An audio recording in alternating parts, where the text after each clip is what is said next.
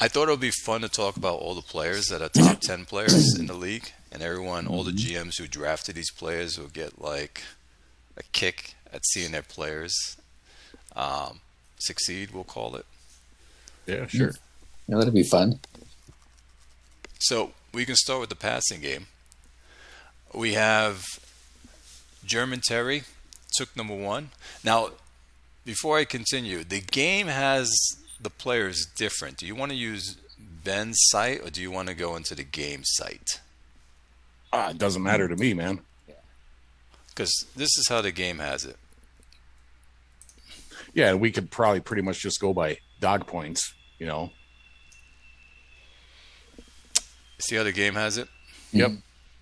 That's by quarterback rating, yeah.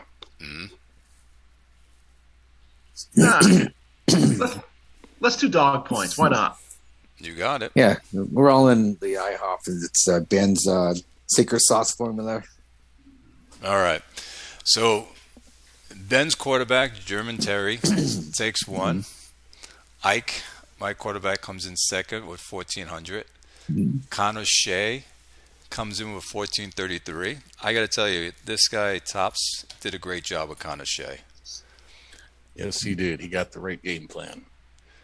Logan Kornick. Kornick? Kornick. Yeah. What's his name? He picked a good one. This is a rookie as well. Yeah. And if not for him, my guy would have had Offensive Rookie Player of the Year. So, Really? yep. And then T-Zac has Baskey comes in. Then Insanity. you have Banks, who follows up. Witten. Paris's guy, Mays, which he did very well with him. Yep. Socha. Yeah, Socha. I'm saying it backwards. Socha is coming in at 9th, and Tommy Johnstone comes in at 10th. And for the record, we'll say Coffee had a number 2 QBR, so he didn't make the list. He's right here, Coffee. Exactly. 95.24.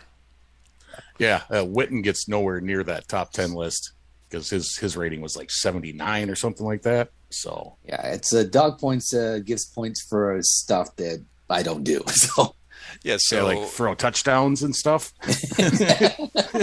I had 24 of them, so I did okay with Coffee, and I got 6 from the backup, so not bad. Yeah. let's look at the touchdowns. The touchdowns, Ben's guy threw 58. My guy threw 36. Zach also threw 36. Malpal's guy threw 32. 32. Witten, that was your guy, 30. Yep. Grim.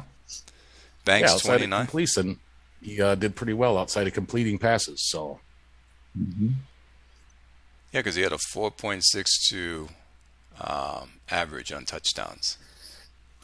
Not bad for a third rounder. No. You get 2 years out of him, right?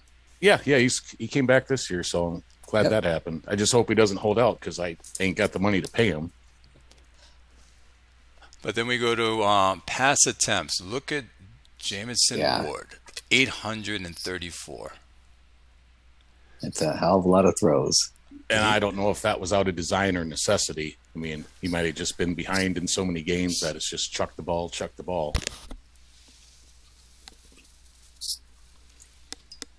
Let's see. Did he at least complete half of those?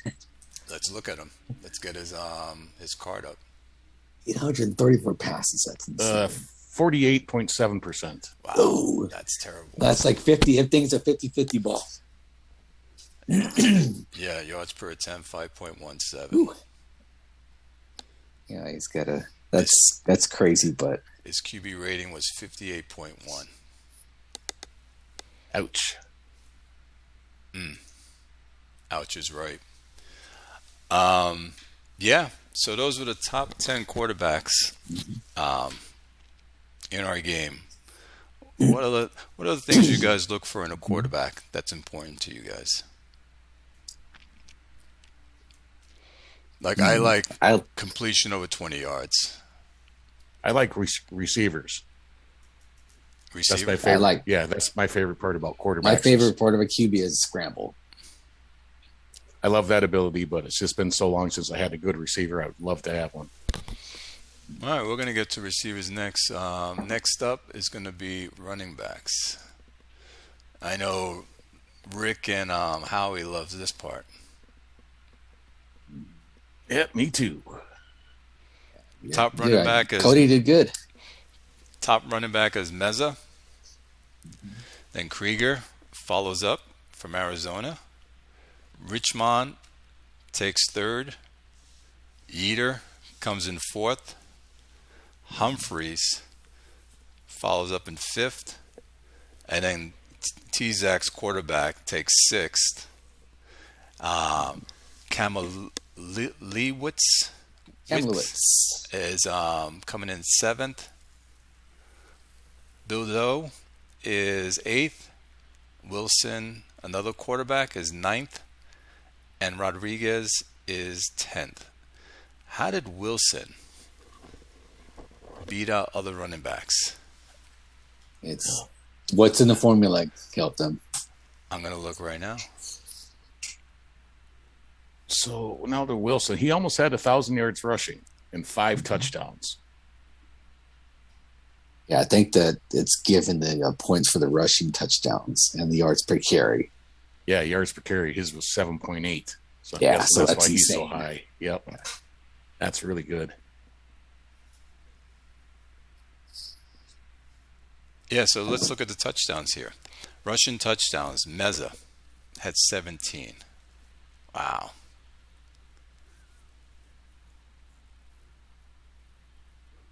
Kamowitz 16, Humphrey 13, Richmond 12, Yeater 11. Where's Krieger?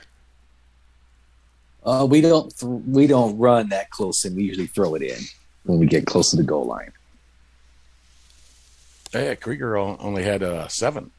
Yeah, because when we get in close, the offense is more of a pass protection, get the ball in the end zone, which accounts for the 30 touchdowns between my two quarterbacks. Because we don't heave the ball down the field, but we hit it in the end zone at the end there. Well, let's look at rushing yards. Krieger rushing leads yards. 1,834 yards with Krieger. And only needed 366 touches to pull it off. Oh, you pulled up with less touches than everyone else? Oh, yeah. Almost 100 less. Yep, he had 5 yards per carry. Mm-hmm. And his partner in crime, O'Neal, got 800 yards himself, and he was 6 yards a carry. Yeah, and Coffey had 600 yards and 8.6. Yeah, so we run the shit out of the ball in Arizona. Yes, you do. Wow. Raiden had 1,795. Tied with Meza. Meza also had the same. Richmond followed up with 1,682. Yeater, 1,609. Humphreys, 1,404. Is Humphrey a rookie? Yes, sir. Yeah. Let's look at him. Let's get him he on was the board. The first running back off the board, right?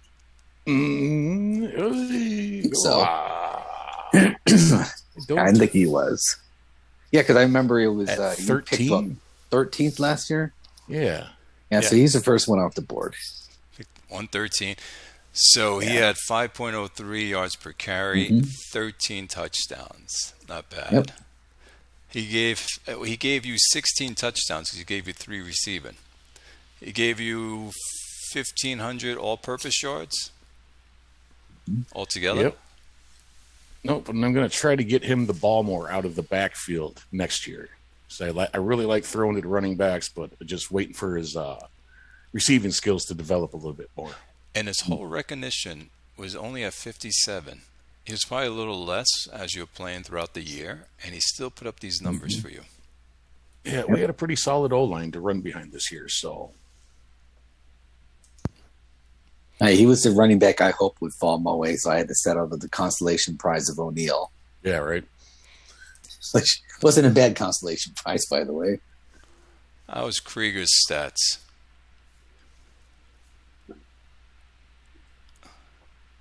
He's just been a beast as well. Yeah, because seasons. I'll never get 2,000 out of him because I give 100 carries to the other running back. And so if he ever does get 2,000, it'd be an insane yards per carry. So Yeah, I'd have to probably get up to 6 yards per carry, huh? yeah. So I want to But see I'd this. love having that outside, that second guy. So this guy was drafted, Krieger, at 1-7. Your Same. guy, Grimm, was drafted at 113. Yes. And I believe Richmond was drafted the same year as Krieger, Yep. right? Yes. Yeah, so those Richmond guys. had the back-to-back 2,000 yard seasons, and then he kind of, dialed back a little bit this year. he had 3 2,000-yard seasons. Yeah, 3 of them. There it is. Yeah, Howie definitely feeds in the ball. And Yeah, and I wanted to be a little bit more balanced this year. So I kind of threw the ball a little bit more, and I tried to throw the ball a little bit more to Richmond than I had in the past, which I did. I think he had like almost 50 completions, 50 catches this year, as opposed to like 25 last year. So I doubled. I'm afraid to his, go full hero back, though, because I'm afraid I'll lose my guy and my home running game goes in the shitter. So Yeah. But yeah, Howie, he gave you 2,000 yards, all-purpose yards, Yep. with 16 touchdowns. Not bad for a 113 pick. nope, No, not bad at all. And Meza was picked. Let's see. Was he picked 1-1? 1-9. 1-9. Jugs is coming in. So 1-9, 17 touchdowns, 4 receiving. Yeah, speaking of running backs, I'm really surprised that Paris traded that number 5 pick when he could have had that Reeves kid. Mm-hmm. It looks like Meza Jr. He looks like he's going to just be beast. Oh, Yeah, what's because he his name? made the Chuck? mistake of not keeping Harden, and then he had the pole position to pick up the running back, and he traded it away. And now Royals got him. Yeah, and that sucks because that's in Yeah, my in your division. that's in my division, man. It's like, come on, Paris, just take this fucking guy. Oh, that Jugs, sucks. welcome, Jugs. You're just in time. We're going to talk about your running back. Jugs?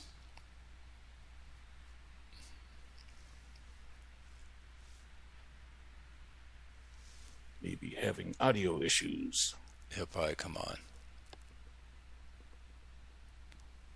Now, his guy, almost 1,800 yards, but he dropped in yards per carry. Gave him 16 touchdowns. Nothing on receiving end. He didn't really do much with him on receiving. Nope, I don't think he usually throws to the Yeah, backs that's a lot the either. Cedric Benson style right there. 3 yards in a cloud of dust. Yeah, the yards per carry though is why he has less dog points when he, Yeah, you exactly. think that he'd be up there. So he didn't even have 4. So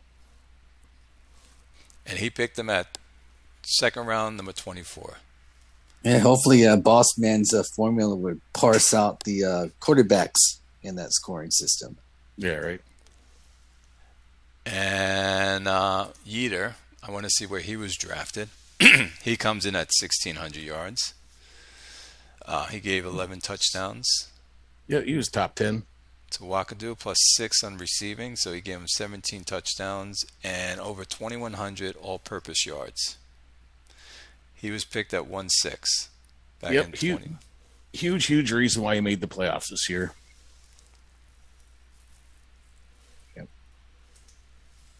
And then we go down to what we know about yours, Yep. Copeland.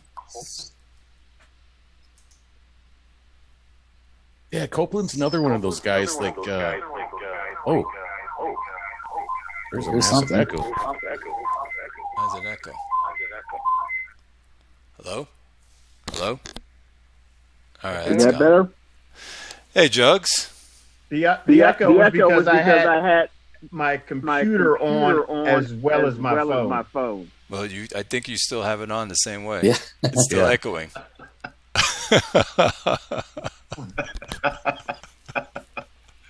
I was just going to What say about a now? little bit better. Welcome, Jugs. Yeah, congrats, champ. Yes. Thanks. Congrats.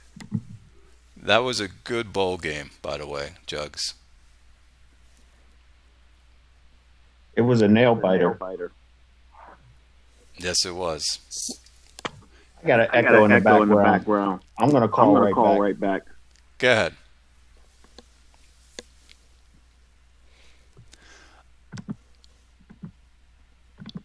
Okay. Yeah, with Copeland, Jugs had mentioned Angel Meyer when he retired from Atlanta this season. He was always one of those guys that you knew his name, but you looked at his production and it wasn't as great as he thought it'd be. So I think Rick Copeland's one of those guys as well, where he's just, you know his name, he's been great, and he just, stuck on a team that hasn't been winning. So I don't think he gets the accolades that he should. Picked him at 110. 4.10 yards per carry, 7 touchdowns, nothing in receiving, no receiving yards, almost 1,300 yards. Then we go to Baskey. Well, we know what he did with him. All right, how am I sounding now?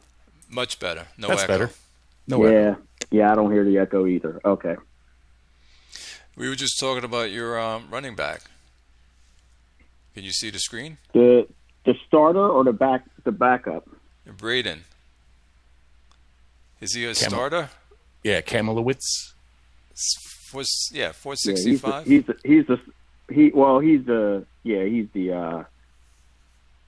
the feature back.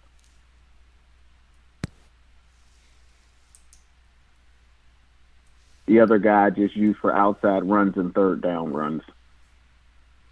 So before we continue with the players, did you think you're going to make it to the bowl? The season that just passed? Yes. No, I didn't think we were that good. I thought we were an 8-18.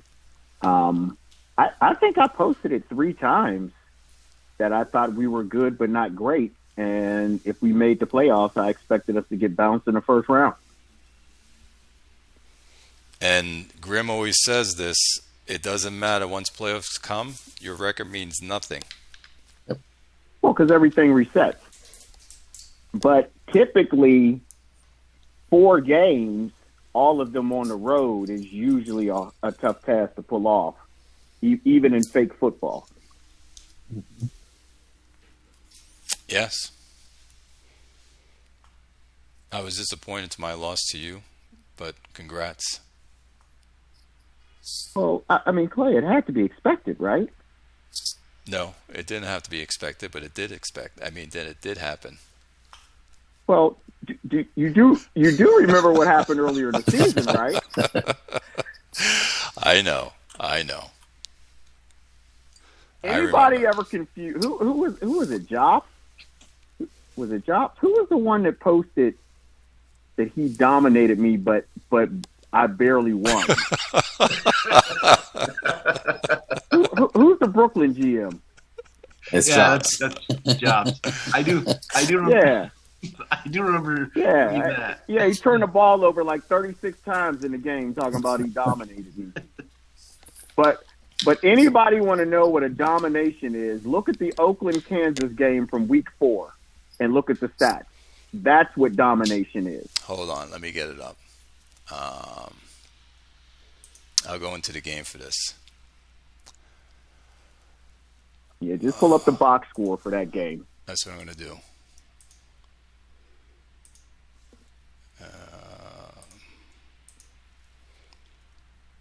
Here we go.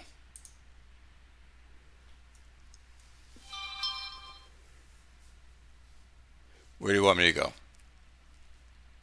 Just look at the team stats, the box. So we went up 17-0, and we had 536 total yards, 82 plays to your 51, 256 yards rushing, 280 yards passing, 15 of 20 on third down, which that's just unheard of. That's an insane stat. Yeah, you did dominate us that game. Time of possession, 39 minutes and 57 seconds. To our 20. That's That's the definition of dominating a game. Not turning the ball over 7 times and losing by 10.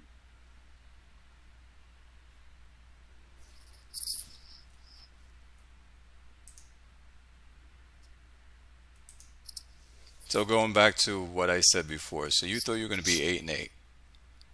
I thought I was going to be 8-8. I thought I was going to be 8-8. Hoping for a wild card. I honestly didn't think we were the best team in the division. I thought Colorado was going to win it again. It looked like, just from watching his team play, I mean, he swept me again. I think he swept me 3 or 4 seasons in a row.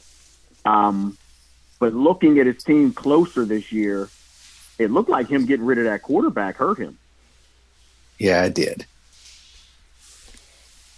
Yes, it did. Because he's put I mean, together he was trying a to good play team. with he was trying to play with Tezak's old quarterback, and he played terrible all year long. And it looked like he subbed him out a couple games and started the other guy. But yeah, his stats are terrible. Yeah, your division. Gerald Taylor. What was it again? You had 3 teams that could have made it in.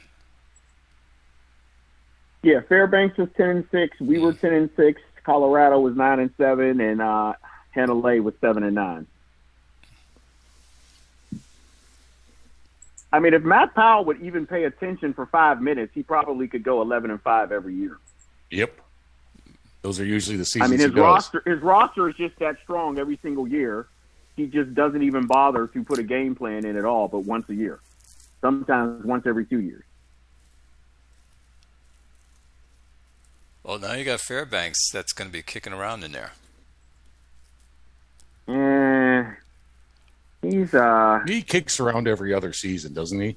Yeah, and he's not really consistent because he doesn't really run the ball, even though it seems like he's capable of doing that. You know, and usually these teams that are one-dimensional, I usually feast on them. Yeah.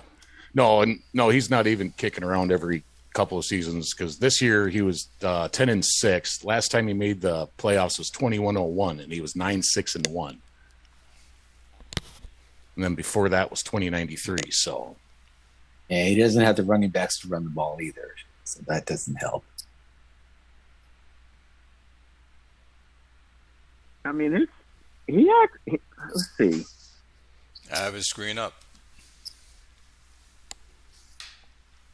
The one running back, Warren, actually had decent stats. He just didn't give him the ball enough.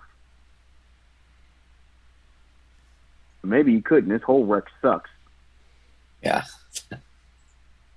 His whole rec is 33. Ouch. mm-hmm. He's got some good linemen to run behind, so get a better back and run more. Yeah, he needs a running back with probably like a 70-plus whole rec bar. And if you have to just run behind freaking Clarkson all the game long. Rick, Assuming Clarkson and Mauler. Why don't you trade him Krieger? Oh, he can go. Clarkson is not a Mauler. He's a middle-of-the-road Mauler. No, he could go probably pick up Braden Harden. That's right. Harden hasn't been Sim will run this week, so we'll see. Somebody will sign Harden. I'm probably going to sign Harden. Yeah, that's what I figured. Only thing better than a 2-headed monster is a 3-headed monster. Well, here's Harden right now. I'm going to bring him up. And honestly, he doesn't even want that much. I mean, someone's going to pay more than that, I believe, but God. So Paris couldn't afford him, or he didn't want him? A little bit Probably of both. missed Or them. did he say probably bad missed cat a management or couple something like Sims that? and didn't think about it. You know, and a lot of some of these GMs don't read the rules of the league. They don't realize until after the fact that there's no franchise tag in this league. Yeah. Yep. You know, I can't remember who that was that posted that, some seasons ago, was like, how do I tag somebody? Like, you don't. You don't. Not in this league. I asked that question one time. I remember I did. Yeah, when you first came in. I go, Yeah, can you franchise tag? And someone says, no, you can't do it in this league. I go, okay, then I'm going to sign the player now. Yep. Yeah, Paris is a lack of money, I think, that prevented him from signing him last year because he's only got $80 million in the cap right now and a shit ton of restricted people to re-sign. Probably some other guys, too. So, And he's got 4 first-round picks. Yeah, well, he can reload. For the 2 seasons coming. Actually, more. What am I talking about? He has 6. No, I was going to say he has more than 4 because he already had 2. Well, next season he has And mine he parlayed and those. he has mine and T-Zac's plus his. That's 3. And the 21-14 season he also has 3. Mine and T-Zac's and his own. Besides whoever else, he can get any player he wants. He can say, "Here's all 6 first-round picks for like someone he really wants." He's probably going to load up for that next 80 rated QB or an 85 rated wide receiver if there's one available. Honestly, other than those 2 positions, what would you give up 3 firsts for? Is there another position other than QB and wide receiver? None. Oops. I'm just wondering what that wide receiver that T-Zac moved up to draft at number 5 is going to turn out to be. I mean, my coach is shitty, or my scouting is shitty on my offensive coordinator, so I can't really see. But it's like that's not a guy that I'd move up in the top 10 for. Maybe I haven't even looked. Which guy did he get? Who was that? I forgot the name. Carlos Wazella. Yeah. Wazella. Here it is. Yeah, it had the maxed void drop and adjusted ball, and it had the big position score.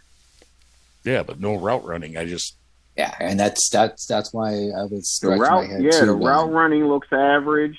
Yeah, And his agility score isn't that high. His bench isn't that high. That is a very peculiar pick. He believes that route running is going to be higher. And we're all going to wonder how this guy jumps up to be 65 rated. Yes, that route run is going to go higher. He's not picking a guy that's going to have an average route runner. Yeah. No way, no how. He must have seen something that... unless this guy's an affinity to be. And that's what he's after. I don't know. Still, that's not worth giving up what he gave up to get him. Yeah. Well, I'll tell you what, Clay, on your screen, that looks way better than on mine, but your scout has 99 scouting, so... That's about what he's going to look like. I guess I'd do it for that, but God, he looks worthless on my screen. Holy shit. Yeah, I screwed up on the weights or something with that damn coaching thing, and I got the world's worst scouting offensive coordinator out there. So next year I'm fixing that shit. I woke up and looked at the thing and said, how the fuck did I have to put that guy? Oh, yeah. I did not put my 16 scouting. Wait a second. Let me see if he's worse than C-Max, because C-Max just picked up a guy with 13 scouting, I believe. Imagine, I'm trading most of my top picks this year. I'm not going to chance it. Oh, man.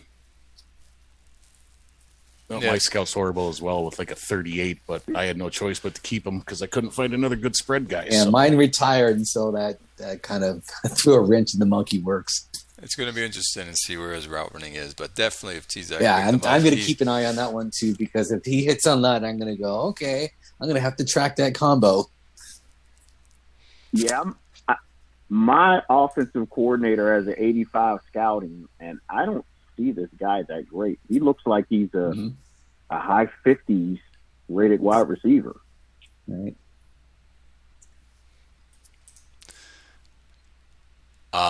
Going back to the bottom, the last running back, which was Shep.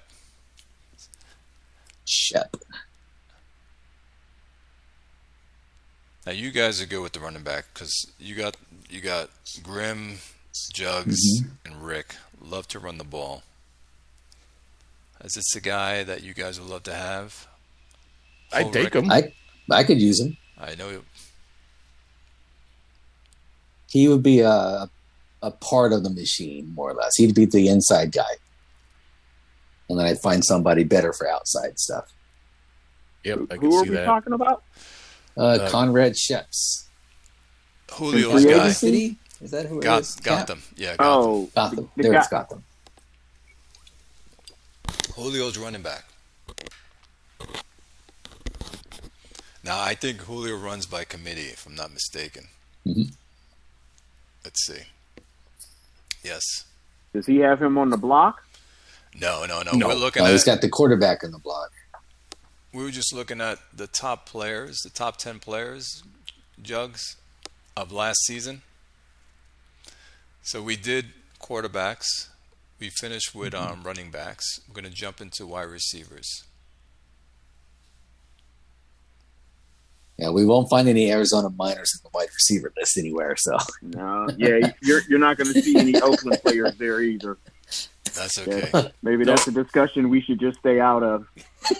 exactly. And whiteout, I don't know what the hell to look for in a whiteout because I don't draft those. So Ben's guy, Clevenger, he takes number 1.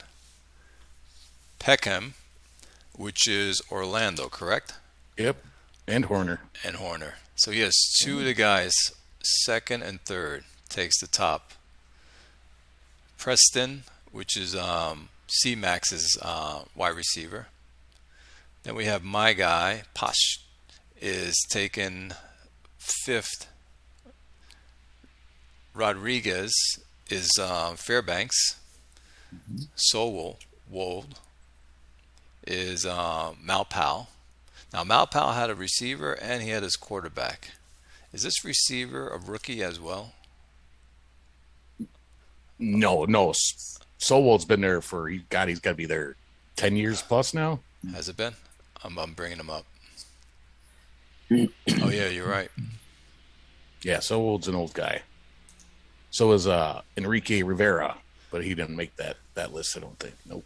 Then you got Pedro George, which is T-Zac's guy. I remember him drafting that guy. You got Bruce. And then my guy last is Huntley. So I'd like to see where these guys are drafted. That's what I also like to see. Are there any guys that are not drafted in the first round that are at the top 10 picks? That's very few. Probably somebody that Ben took. No, that's a first rounder. He's a first rounder. Peckham, let's see what he was picked. I thought Peckham or Horner were second round or something like that. Yeah, but Clevenger has an interesting bar profile. Yeah, he was does. Picked in the end of the first round. He's got a high route running bar and a high courage bar, and everything else is kind of like average. Yep. I mean, he's force feeding them the ball. If you look at his stats, he had 225 targets, but only 139 catches. Well, that's still over 60%, which is better than any of my wide receivers. Horner was a 5th round pick. Okay. Well, look who drafted him. Well, look who drafted him. Yeah. That was a trade.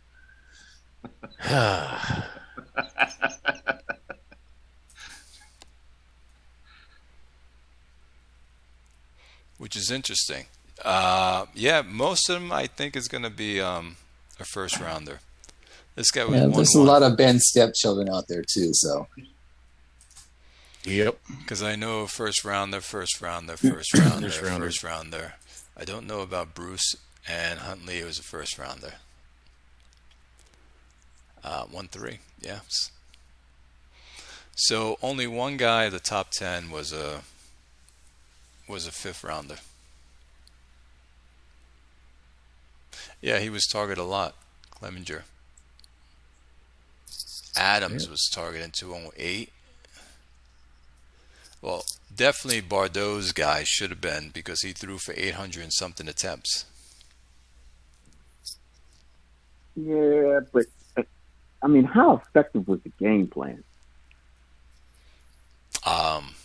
He had a terrible quarterback passing rating of 58.1, I believe. And a sub 50 completion percentage too. His quarterback was Colorado's quarterback, Jameson Wood. Right. Ward. Yeah. So that's a guy that put up okay stats, and he should have been able to put up okay stats or better with the talent that Bordeaux has. Yeah, 21 touchdowns over 29 picks is rough. Right. So that's clearly a game plan issue. He had how many interceptions, Rick? 29. Of 21 touchdowns? Yeah, 21 over 29. That's insanely awful. Yeah, that is bad. That's like So I said, when I 50 see stuff balls like going that, right. When I see stuff like that, the first thing I do is I go to the passing offense and look at the passing splits. And he threw a ton of deep passes. He threw more deep passes than anybody except for Tucker. Let's take a look. And he was far less effective doing it. Team stats, miscellaneous. Look, he got 143 deep passes and only a 25% completion. That's probably where I'd say probably more than half the interceptions probably came on those passes. Yeah. Oh wow, he did. He threw Look- 100. Let me look- bring him to the top. Look at the effectiveness on his short passes. 4.11 yards per short pass. That's crazy. Yeah, and the league average is He's last in the league. 5.69.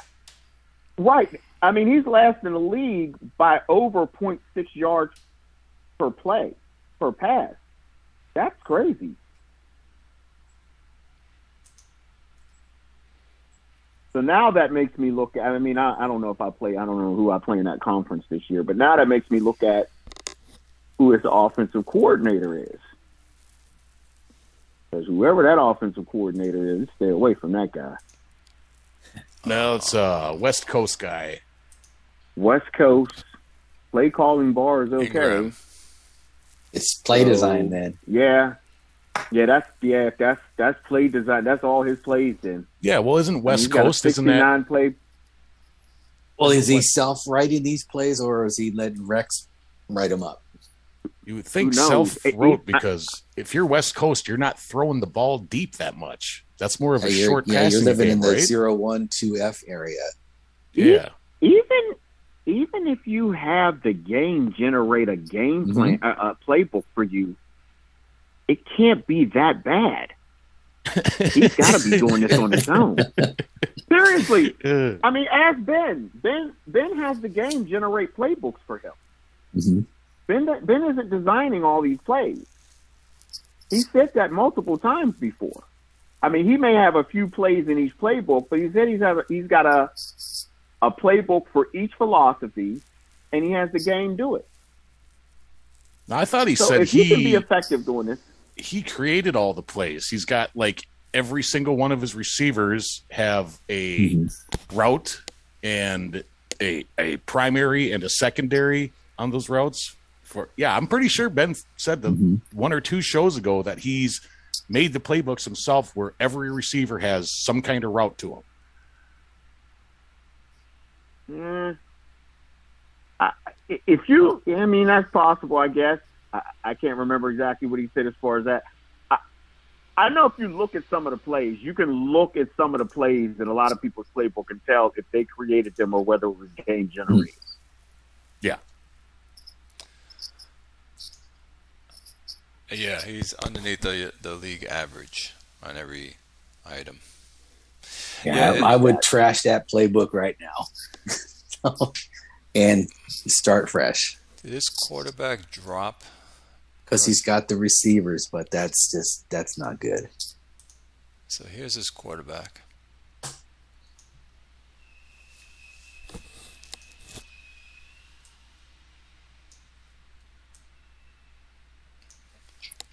Well, Jamison Ward is the same rating he was last year when he was in Colorado, or 2 years ago now.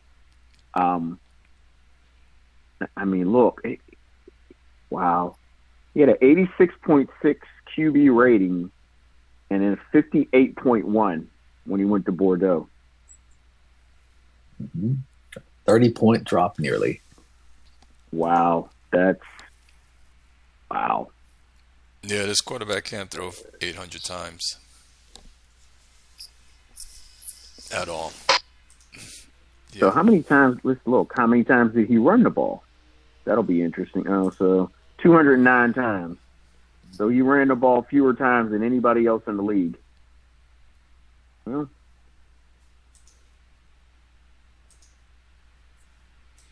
Yeah, he's at the bottom here. yeah, recipe for disaster. Like I said, one-dimensional will kill you. Or too much one-dimensional, I should say. Or ineffective one-dimensional.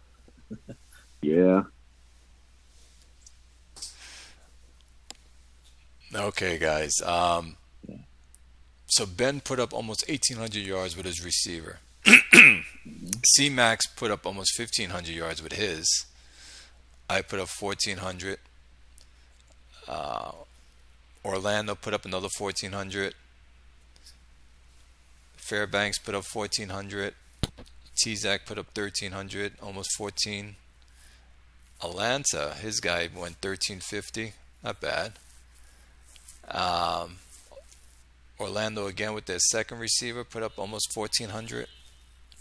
Well, Orlando, I don't know what he did this year, but his passing game was very efficient. It was beyond efficient. It was really good. He took Shea. He runs the ball too. Because he has because Peckham has 84 catches at over 10 yards per target. That number's insane. This is Shea.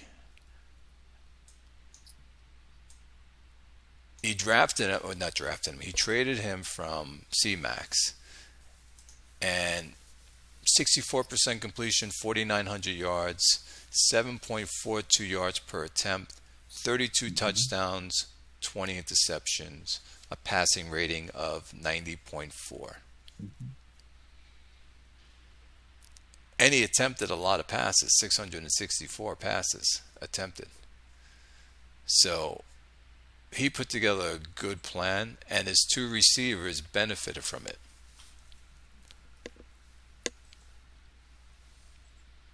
And look, guys, I'm looking at the individual game logs. I'm looking at the individual gaming logs, and he threw 4 interceptions in the final game when he was shut out against Augusta. That's like the worst game he had all year. So here's Horner, who he let go. And Peckham. So these were his two wide receivers. That so it looks like 10. to me. It looks like to me. The reason Peckham was so effective is because even though his route bar is 84, it's actually second best on the team behind Horner. Horner was the one probably getting doubled most games. Yep.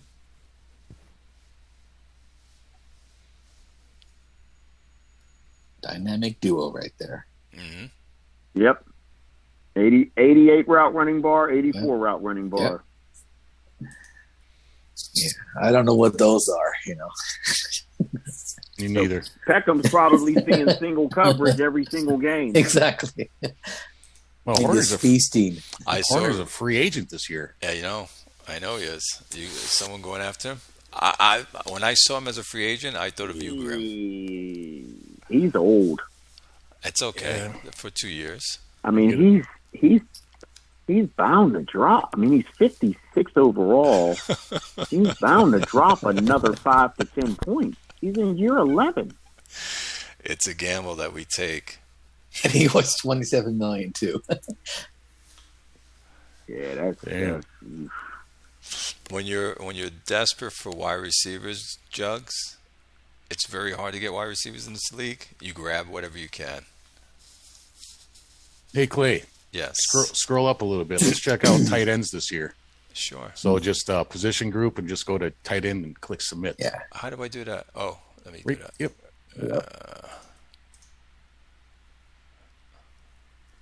Yeah, it was just a down year for tight ends, man. I didn't know this. You just taught me something. I did not know about this. Oh, yeah. Otherwise, we wouldn't have seen any tight ends on the dog points list. Well, McGinns, nobody broke 1,000, did they? No one did. No one got 1,000 yards this year. Your tight end, Grim, the one you traded for. This is the guy you traded for, correct? Nope, that's the guy I drafted. Oh, this is the guy you drafted. Is this the guy who hit the free agency? Yes, he's in free agency right now because I couldn't re-sign him last year. That's fantastic. He looks like he could be an Oakland Panther. Well, I wouldn't doubt it. I'm bidding on him too. So, Jugs, I guess we're both going to be spending a lot of money for him. Yeah, didn't you already spend money on another wide receiver? Gave up 3 picks for another one. I own 2. You're going wide receiver crazy. Oh, that boy wants. Jarosik wants a lot of money. He's like 4 years, 170 million. I see that. Yeah. That's kind of crazy for a tight end. And I have 2 tight ends now. I probably don't need a third one. Well, But then again, I only have one legit wide receiver. So, it'd be awesome if you could flex the tight end out wide in this game. Wouldn't it be though? what does he want again? There it is. If you could flex the tight end out wide, like Kelsey, like Gonzalez used to do, Gates. That would just be totally awesome if that game had that option. Those guys don't get any experience in the wide receiver category, though. That sucks. Where was this guy drafted? Quicks guy. Jarosek? Jarosek was a second-round pick. McGinnis was... late second. Okay, so here we go. 4th round pick. That's a great find. Who are you talking about? McGinnis now. You got him in the 2nd. Grim, your guy. Yep. Malpal, what do you think? 5th? No, for this guy, King? that's a first-round pick, I believe, on Miles King. Yes, he got him in the 1st. 123. Man, I would love to have him, too. But it was deep in the 1st. Let's see Clemens, see how far deep it was. Because tight ends usually go deeper. Got him in the 2nd round. First overall, and he's going to be decent, I think. Mm-hmm. Endurance is little.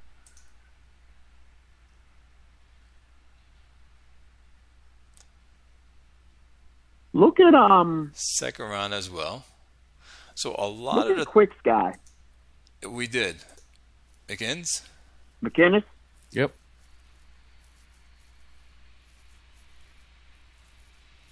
I have him up. Yeah, his stats are crazy. 11.23 yards per target. That's for a tight end? Wow. 8 touchdowns. Only targeted 81 times.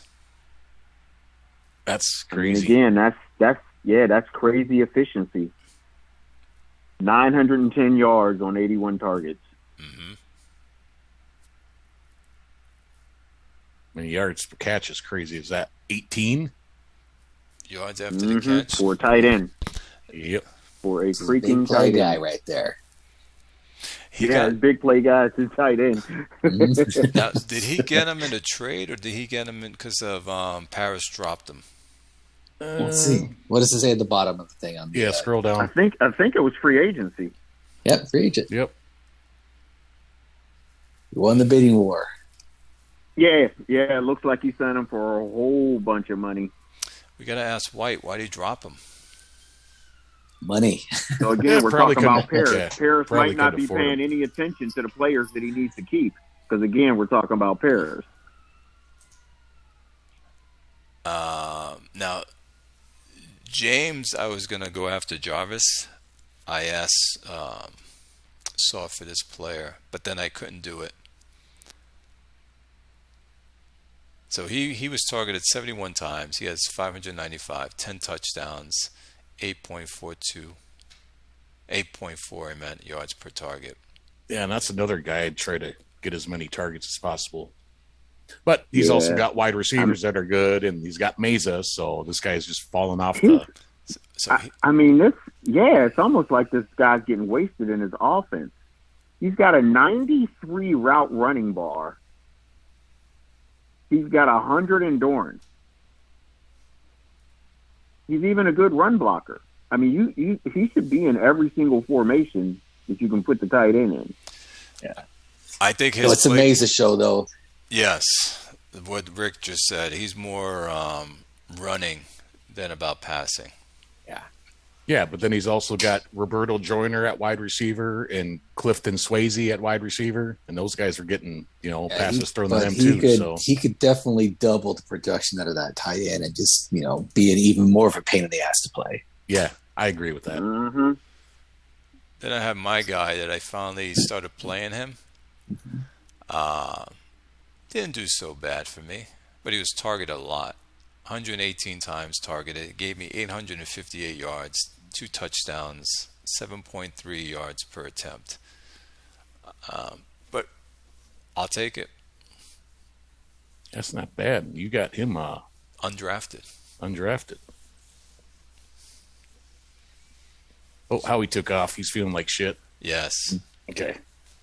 Then we go to Floyd. Here we go. He's another one. I was trying to get this player,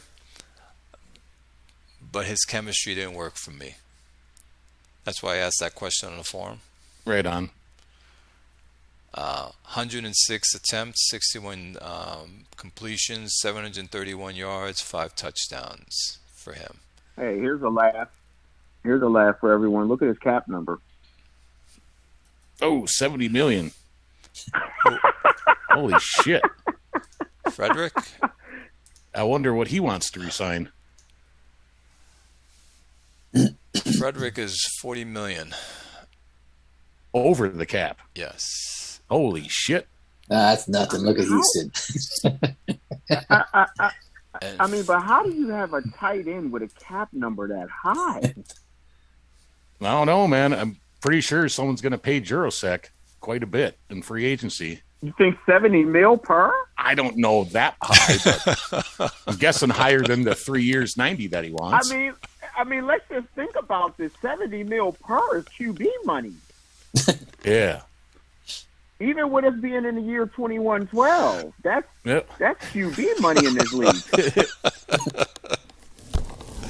Both my quarterbacks make less than that combined.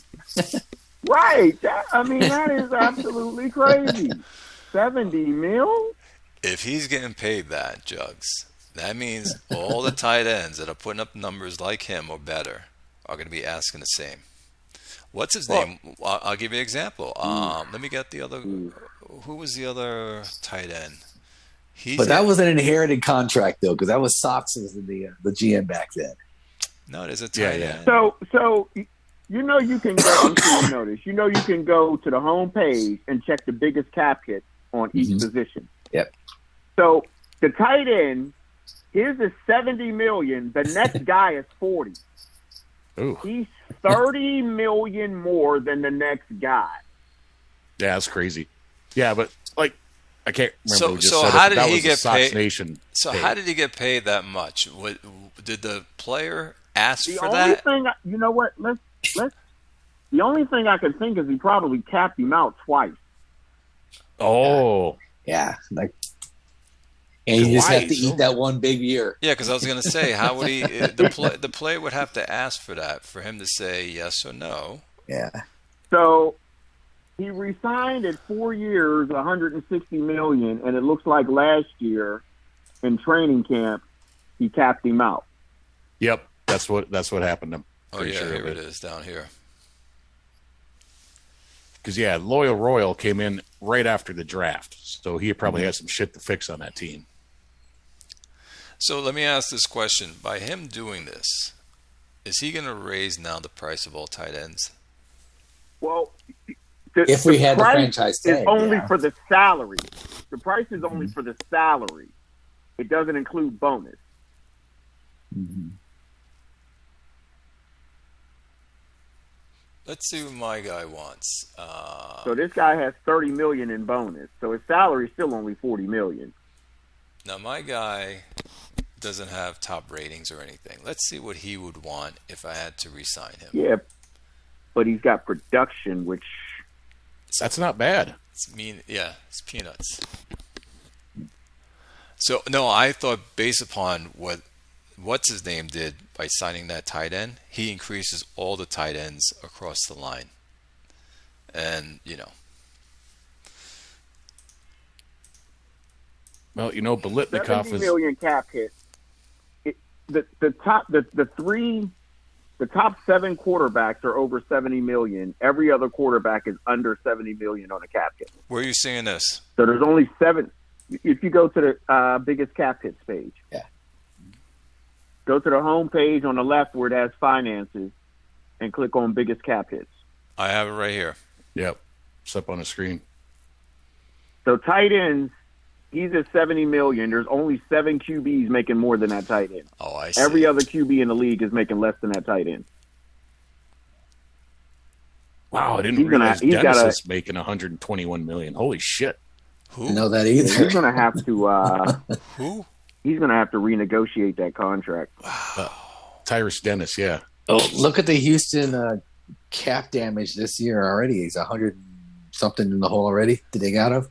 Houston? Is he? Yeah, Joe used to be the king. He's not the king no more. Oh shit! There's almost 200 million in the hole. Wow. 168 million. Wow. How? You know what though? He's built a solid roster. Yeah. Since he's been in the league, and it looks like it's finally catching up with him. Yeah, look at this roster. Damn, I wonder if I could get Dennis off him now. Maybe the time to ask. Yeah. Hey, I noticed you're $200 million over the cap. Would you like to trade away $121 million of that? But it doesn't go within the confines of the rules. There's no, overage in that position there, the team, so he couldn't trade him anyways. Well, I wonder. He's got 12 60 rated position players. See, this is the thing that's going to catch up with you. When you get very good players in your team, you have a roster like this, you got a small window to win. You either have you do have a small window to win, and then you have to decide what you want to keep as your strength and what you want to allow to be a weakness, because you just can't keep everybody. That's true. Start employing guys with single bars to combine and do things that guys with multiple bars can do. Shit like that. Wow. Yeah, but Houston's got a guy. Houston is Connor Morton, weak side linebacker. $74 million he's making this year. That's insane for a weak linebacker. Wow. I mean, I'll pay a lot for linebackers. I don't think I've ever paid anyone $70 million. Yeah, but he only gave him let's 6 have some sacks. more. What kind of defense is he playing? Is he playing a 3-4 or 4-3? Does it really matter? It does. Well, yeah, because that would determine how many sacks he's getting. He's playing true 3-4. Yeah, he should have more than he should have more that money. than. So here, let's have some more fun with this cap number. So he's making $74 million. Look at the highest outside linebacker, what his cap number is, and look at what team he's on. All right, hold on. Outside linebacker is Miller. Fredericks. And look at the team that we just talked about. Oh, Jesus. So he capped out somebody else who's making $96 million. I would never pay a linebacker that much money, even close to that. Yeah, and if they asked me for half of that, I'd let him go. Wow, that Simmons. Wow. I guess I don't look at this page often enough to see how much fucking people are spending on guys. I thought I was paying Edgar Red a lot. He's down on the bottom of that list. Holy shit. Jugs, thank you for introducing Got him us for to a this bargain. page. Did not know. I knew it was here. I just never looked at it. But for what we're doing, that really, this really is kind of cool. Here's what I always do. Probably shouldn't say this, but I mean, why keep a secret? Whenever I'm bidding on a free agent, this is the first page I check. I get a gauge on what that player should be making comparative to what other players at that position are already making. Right. And that lets you can do me that in a player card determine too. how I want to bid. But don't you, Jugs, don't you just say to yourself, I only want to pay this because I know what I usually If pay I my want a player players. bad enough, I will make him the highest paid player at that position. But you'll also make sure it's not going over the standard over here on this page.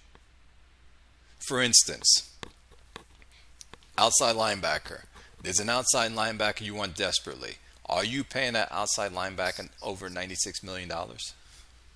No. Okay. No. And nobody else will either. I can count on that.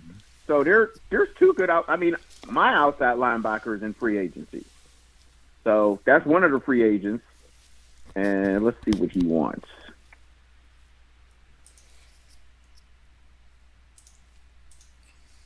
So my guy wants 4 years, $184 million. Yeah. So we're looking at about $46 million a year total. Let's just say I make a bid in to keep him. Nobody's going to offer that guy $70 million a year. He's in year 8. Nobody's going to offer that. No, he wants a lot of money. I was looking at him too. It's like, nah. And then the guy that the merchantman, Hastings, he's another one. Now he wants a longer contract. He wants 5 years, close to $200 million. But again, it's about $40 million per. 67 rated guy. I mean, it's sort of a guessing game. It's kind of like a calculated guessing game you play. So if I were to bid on Hastings, I look at him, I see, okay, he's going into his 5th year. He's only 26. If I sign him to one contract and then renegotiate that contract, I could probably get a solid 5 to 6 years out of him. Yeah. What am I willing to pay for those 5 to 6 years? See, it's I'm not willing to pay $90 million, but yeah, I'd be willing to pay 50, which he's only asking for 40. I'd be willing to go up a little bit, but there's no way I'd offer this guy $90 million. And the thing is, I mean, it's just really a guessing game. You want the production to come with it. Like, you have to say to yourself, is this player going to get me 2 wins? Is this player going to put up the production that I'm in a close game and does a big play and allows me to win the game? Right. I mean, you want to – and here's where I think some GMs get in trouble is they look at overall rather than looking at the bar profile to what type of scheme they're running. Correct. So, like, if you're running a 3-4 defense, absolutely no reason to bid on this guy Hastings. Because he's not a 3-4 linebacker. He's a 4-3 outside linebacker. I mean, he doesn't have the pass rush technique bar at all. Now, the bonus with him is if you run a 4-3 and you got him at outside linebacker, you know he's solid against the run. He's solid against the pass for a linebacker. He's even 100 on special teams. So you can play him on special teams too. Yep. But somebody, I guarantee you, somebody in tomorrow's sim who runs a 3-4 is going to bid on this guy. Oh, and the thing is, you can get Jamison McMichael for a song, and he'll do the same damage as the rich man would. Jamison McMichael, I got you him. Get him for $8 million a season, and his bar profile is as good as the one we just looked at. This guy right here, I like. Yep. Like, he's a guy I would pick up. And it wouldn't cost you close as to what the other guy was. Yeah, that's the 3-4 weak side right there. Yep. Dirt cheap. He is similar to one of my guys. Like, look at this guy here. This guy is a nobody, really. He's got me 7.5 sacks. Yep. And I'm paying him now. It's going to be peanuts. But at the end of the day, it's about what are you going to get out of production. If I'm paying someone $80 million, I better have 30 sacks. Danny. Yes, I better have 30 sacks, 30 hurries. You're right. Knocked out. I got to have that. I can't have 3 sacks. Mm-hmm. That would drive me crazy. You could buy 3 Jamison McMichaels for the money that the one guy wants. And like you said, it's where do you want to spend your money in this game? Let's look and at when that. You get the return on investment when you spend it. Let's look at the defense on the top players. I'm getting into them right now. Defense.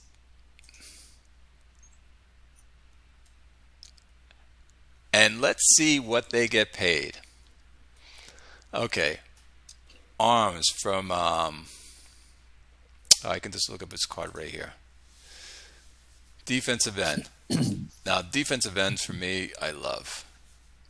Yep, me too. He's only getting paid $12 million. He's put up 17 sacks.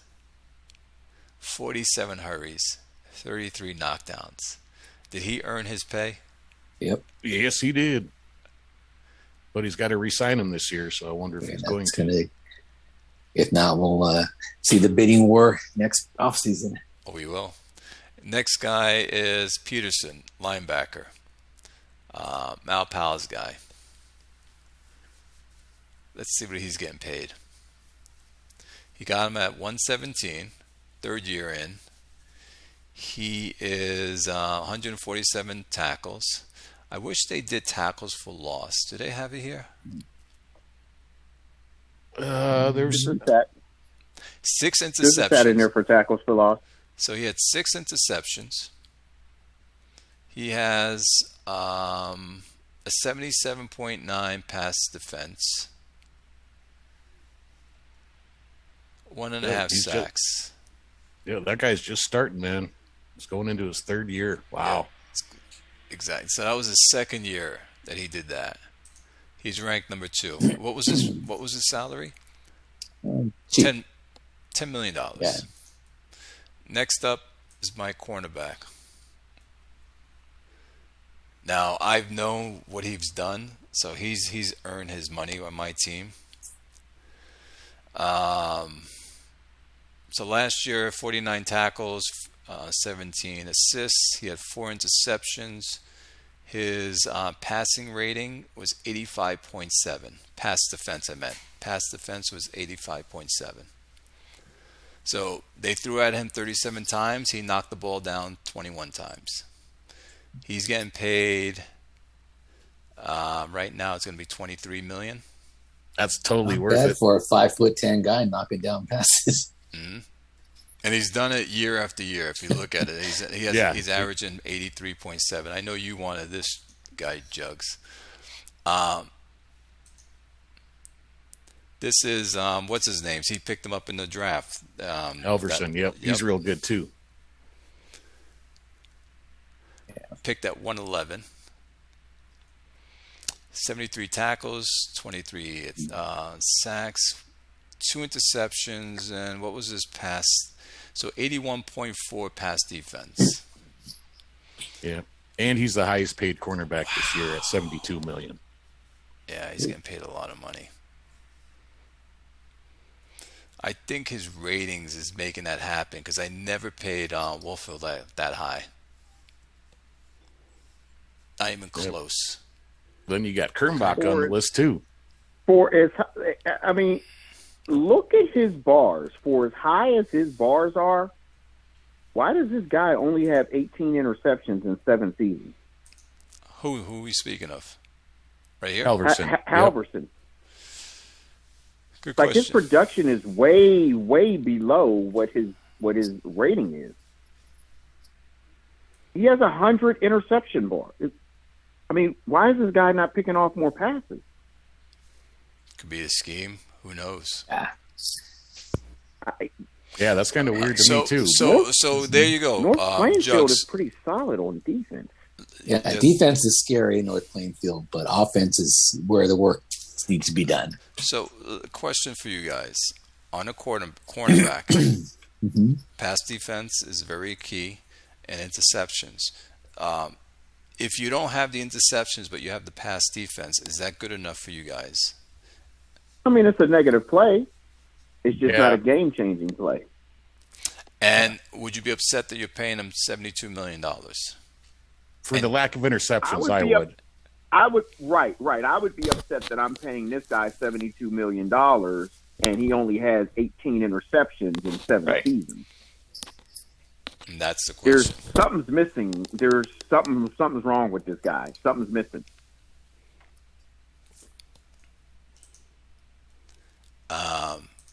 My other cornerback, he doesn't really pick off a lot of passes, as you can see. 42, but his pass defense for me is 83.1. That's what I look for him, to get those things. But he's only getting paid $17 million.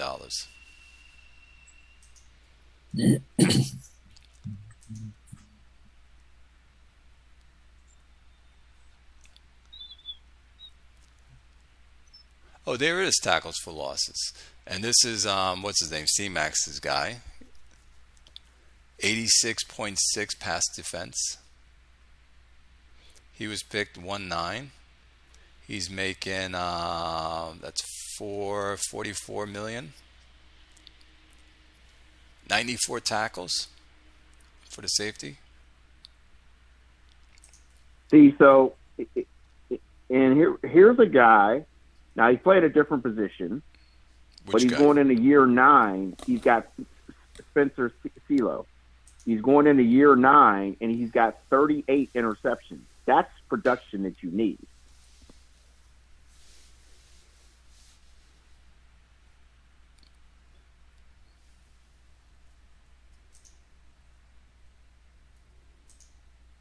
DeAndre Hanks, another guy from. Okay, let's see what he did. This is what's his name? North Plainfield's team. Mm-hmm. He had 7 interceptions this season as a safety, 111 tackles, pass defense of 82.5.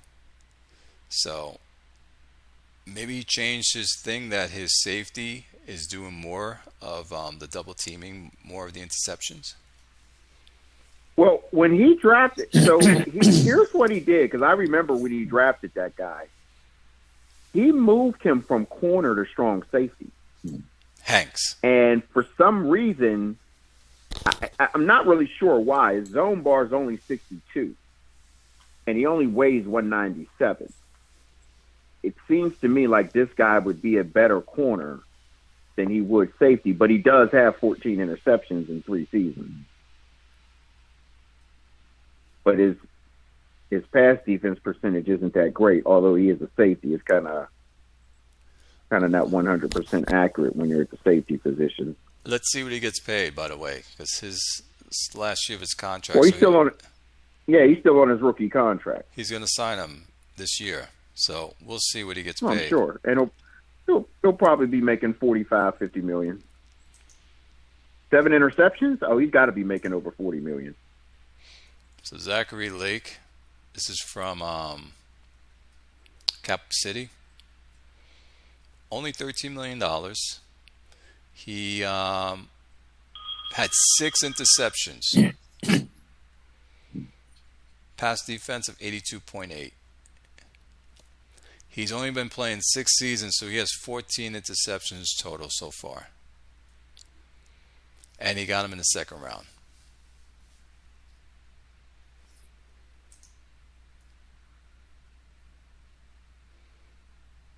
Yeah. And here's the tackles for loss, fellas, over here.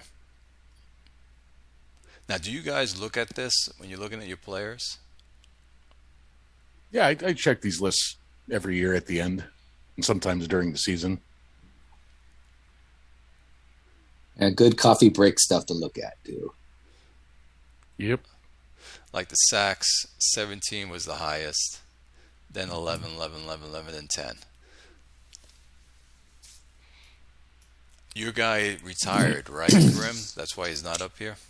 Owens? No, Owens has not been himself the last 3 seasons. In all 3 seasons, he's gotten injured and missed the last part of the season. Probably 4 games, 3 games, whatever. This year it was like 8 that he missed. But even when he was healthy, man, he's not getting anything fucking done, and I don't understand it. And he hasn't super dropped in ratings either, so... It seems like more cornerbacks and safeties have made the defensive top 10. Now, this is a linebacker. He picked up 1-9, Chicago's guy. 132 tackles. 3 sacks. 5 hurries, 5 knockdowns. Pass defense is 76.1. But he's ranked position at number 1. Yeah, that's pretty good. It's pretty good stats. Who are we talking about? Desmond McSherry. It's Chicago's outside linebacker. linebacker. Outside linebacker.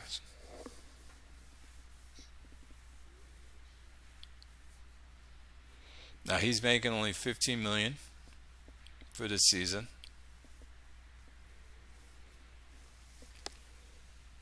Yeah, he's still on his first contract, so that's going to go up. Made the Pro Bowl both years, 2010, 2011. And then the last one is Colorado's Parker, cornerback.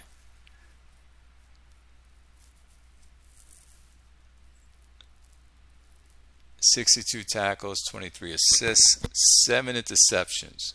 So Jugs, here's a guy for you. Six years in the league, 22 interceptions already.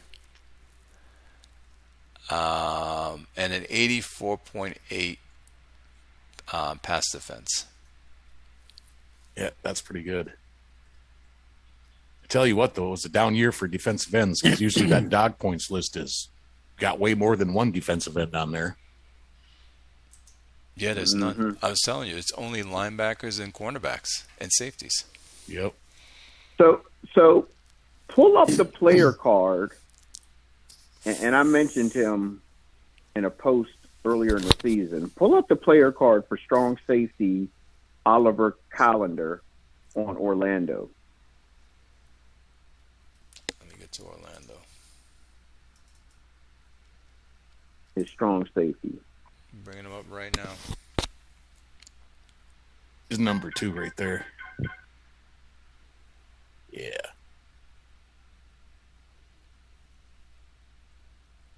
So he's getting paid $57 million. Look at his bars. I would pay that guy whatever you wanted, and I would move him to left cornerback. Yeah, because of his height, for sure. I mean, he's maxed out on man. He's high on run. He's high on zone. He's maxed out on bump. He's maxed out on play diagnosis. His punish hitter bar is high. Interception bar isn't great, but when everything else is that high, it all falls in place. Yep.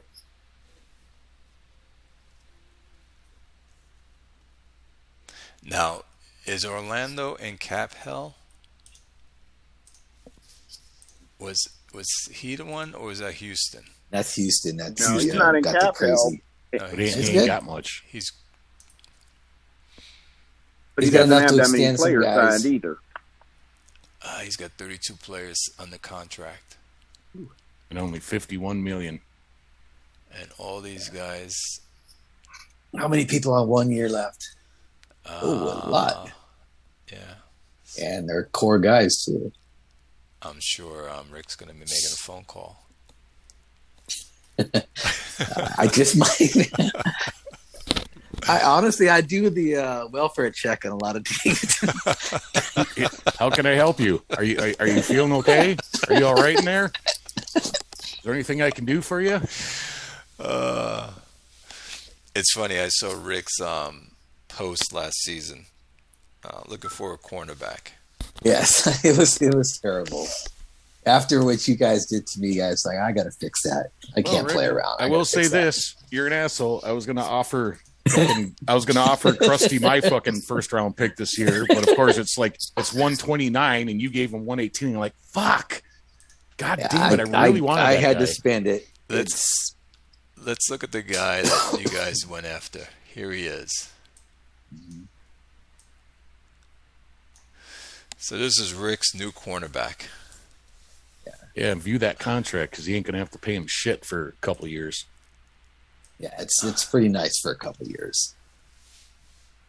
Yeah, I so wanted him. Just that man-to-man defense at 100. Fuck me. Yep, and the play diagnosis is what I was after mostly. Yeah, that's I great believe too. in having the smart fellas back there. I have a bunch of dumbasses right now, so that's got to change. No, that's a great move, especially since you play Clay twice a year and Iowa. What player? Jeffrey Horde on San Antonio. It's a cornerback. Oh, the guy you traded for. Mm-hmm. I knew Yeah, he needed a cornerback to handle Iowa, myself, and I think Chicago now is going passing. Well, Livingston just got traded to Colorado too, so I'm glad you said that. And somebody mentioned this in the forum, or maybe they said it on I think they said it on last week's show. Why is Chicago passing? Yeah, because he has McIntyre still. Like, what is he doing? Here's why he was passing. He had Livingston at the time before he traded him. I think we were more disappointed that he wasn't running McIntyre the entire time. He was mixing in that other guy. Yeah, that was puzzling because Max got a lot of stuff he's in the tank. He's had the team. Look at McIntyre's stats since he's had the team for 3 seasons. All right, let me take him up. McIntyre has not hit 200 yards. He's not at 200 carries since he took over the team. What is he doing? Yeah, I don't. Yeah, now we were questioning that last show. Why is he running that other running back? I mean, he gets this team. He has a running back runs for 2,000 yards, and then he's not going to run them anymore. Maybe he's thinking. If that was the case, just trade the running back. Yeah. Maybe he was thinking wear and tear because he was getting up there in age. But shit, he's only 30. He's got 2 more good years left in him. And there's no wear and tear in FOF. No, but his bars are still hanging out. Yep. Yeah, because he took over in 2109, right here. So he had 198 carries, only 800 yards, 4.04 per attempt. Average per carry, 4 touchdowns. Then he 199 next year for 913. He didn't even break 1,000 with him. And then this year, he was a second back, 136 carries, 701 yards, 5.15 per attempt, per carry, and 4 touchdowns. So we got a running back who, in the first 4 seasons, had, 7,300 yards rushing. And then in the last 3, he's got a grand total of 2,400. Pretty much. Because he won't give him the ball. If you're not going to use the running back, just get rid of him. I think the sign should have been when he picked up Livingston. I forgot what he traded for him. The other quarterback that it was a 1-for-1 thing with Toronto. And so he was saying to himself, and I'm just speculating, I'm going to make my team a passing team. When you put a quarterback like this, your running backs are second fiddle. Because why would you trade for Livingston with bars like that? That's just my take. We got to get him on. I understand that, but trade for Livingston so nobody loads up to stop the run and you have a balanced attack. He's all but ignored the running back. Yeah. You can get 3,500 yards passing and 1,500 yards rushing, and that'd be good too. But that's not even that. Right. Well, Livingston didn't do much for him. Livingston was subpar for him. He took over, like I said, in 2009, right? So we'll call, So Livingston only 4,100 yards, not bad. 63% completion. But then the next year in 2110, 61% completion, 3,700 yards. But he only threw 18 touchdowns and 10 interceptions. And then he dropped this season, 61 completion, 3,500 yards. But he only averaged 6.12 average per attempt, 18 touchdowns to 15 interceptions, and a 77 passing rating. And Livingston, I said this to Grimmer the other day. We were texting. Livingston is an 81 rated quarterback, and he's only got one ring.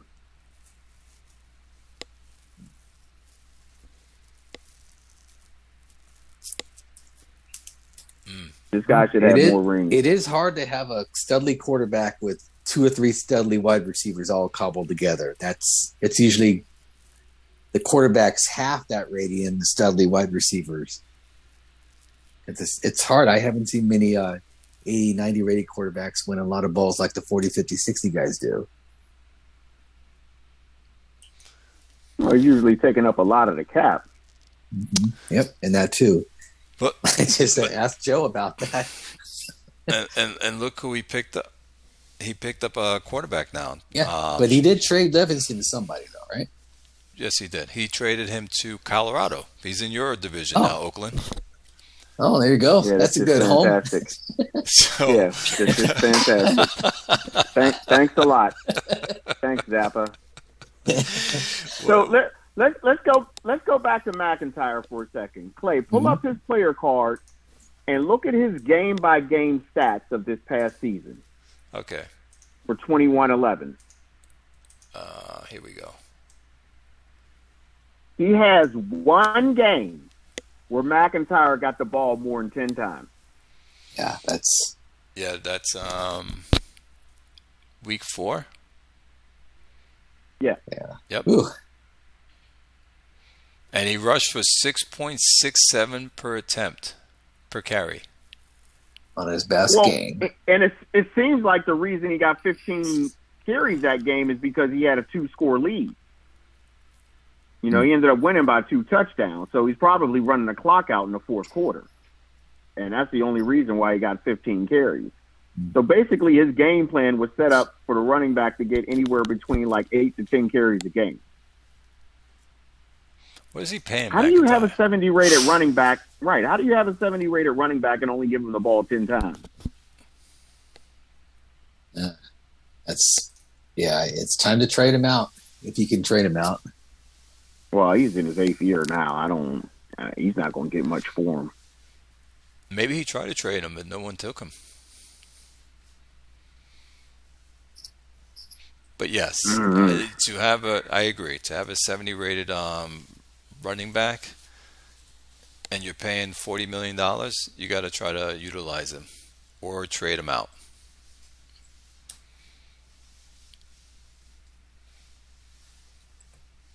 Like, that's why he got rid of Livingston. Livingston wasn't doing it for him. There's a top 10 quarterback. There's a top 10 quarterback in the draft, and he says, I'm going to pull the trigger on him, and I'm going to trade Livingston, and he'll get draft picks, and he's going to build. It seems like to me he's more of a passing kind of guy, GM, and I'm going to speak for myself. Even though I can get a top wide running back, I would rather have a passing team than have a running game. And I'm speaking for myself. And maybe he's thinking the same way. But you don't. Go ahead. Right, but you don't have a 70 rated running back on your team, though, that you're not using. No, I would trade him right away. And knowing you would trade him for a wide receiver or a tight end. Absolutely.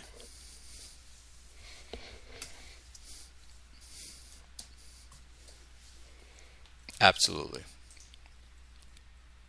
Yeah, I just don't understand sometimes when GMs get these teams or they're building these teams and they're not using the players for what they're not building their roster correctly. Like, if you want to pass, then pass and get rid of the running back.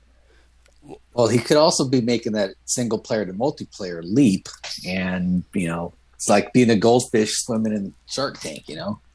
Well, I mean, Zappa's played the game in multiplayer before. He was in IHOF before. This is so he's not new to multiplayer. So Parton is the other running back.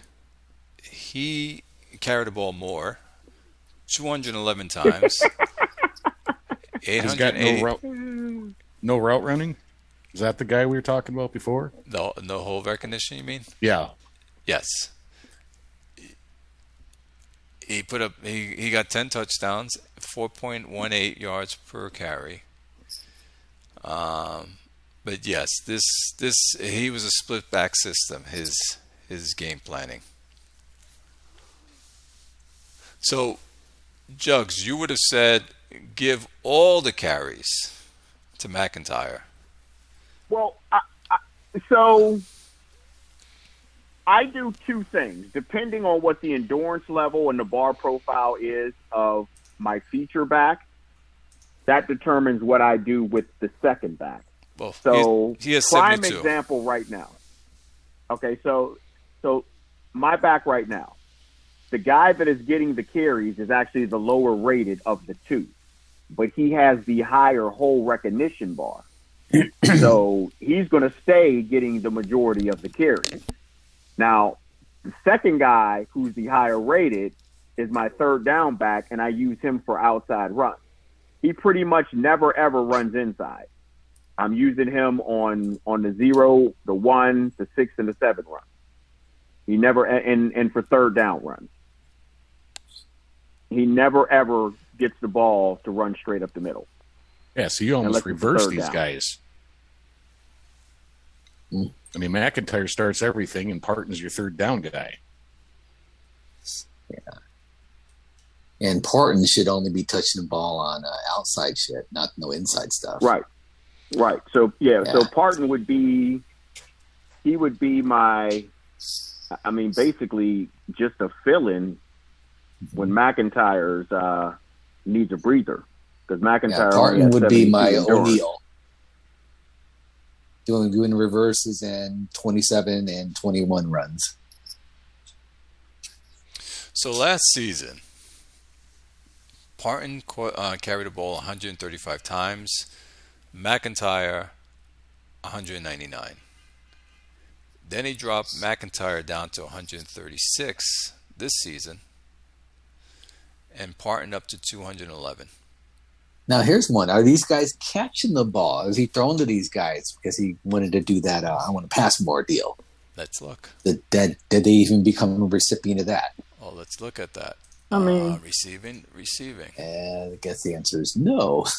One guy got 400 yards. McIntyre, 68 times he was targeted, and this guy Parton was 36. So McIntyre got targeted more on passing.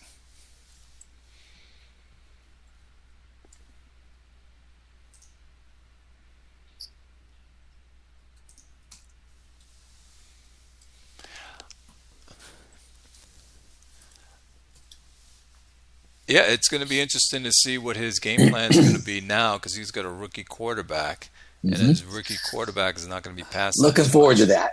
No, I would hope that he would run McIntyre 400 times to help that rookie out. Yeah. Let's look at his quarterback. No, only run McIntyre 100 times. Okay. So I suppose he's in your division, so yeah, we don't want him running him that much. So this is his quarterback that he chose. Yeah, the guy with the ISO and the big arm. Yes, the 50. What is it? 51. Yeah, 51.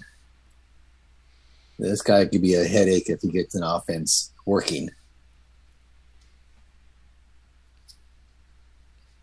Yeah. Yep. So. Yep, I'd just run McIntyre into the ground until this guy develops a couple seasons. So you guys don't think anyone would take him, McIntyre, on the trade? Like if he reached out to running teams and said, I want to trade McIntyre, teams like you guys, you wouldn't take him? I mean, Well, I'd probably Critter, give like I a would. second, yeah, and I just got a good running back, so I don't need one, but I mean, I'd offer like a second for him because he's going to be around the league for another 2-3 years. Yeah, he's still got some mileage left.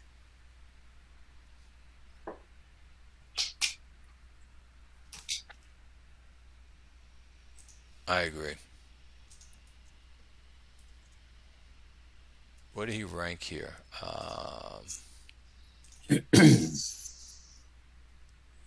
He is... Well, here's Parton. Where's McIntyre? Yeah, he's down at the bottom there. Wow. 4 up, yeah. He's all the way down here.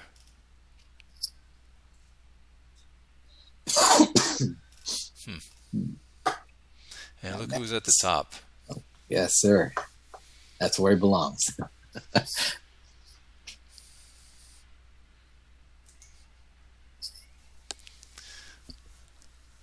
All right, guys. Is there someone else you want to talk about? Another position? I think we went through the defense and I want to check out Punters O-line and quick. kickers. No, let's not do that. But No, we're not going to do that.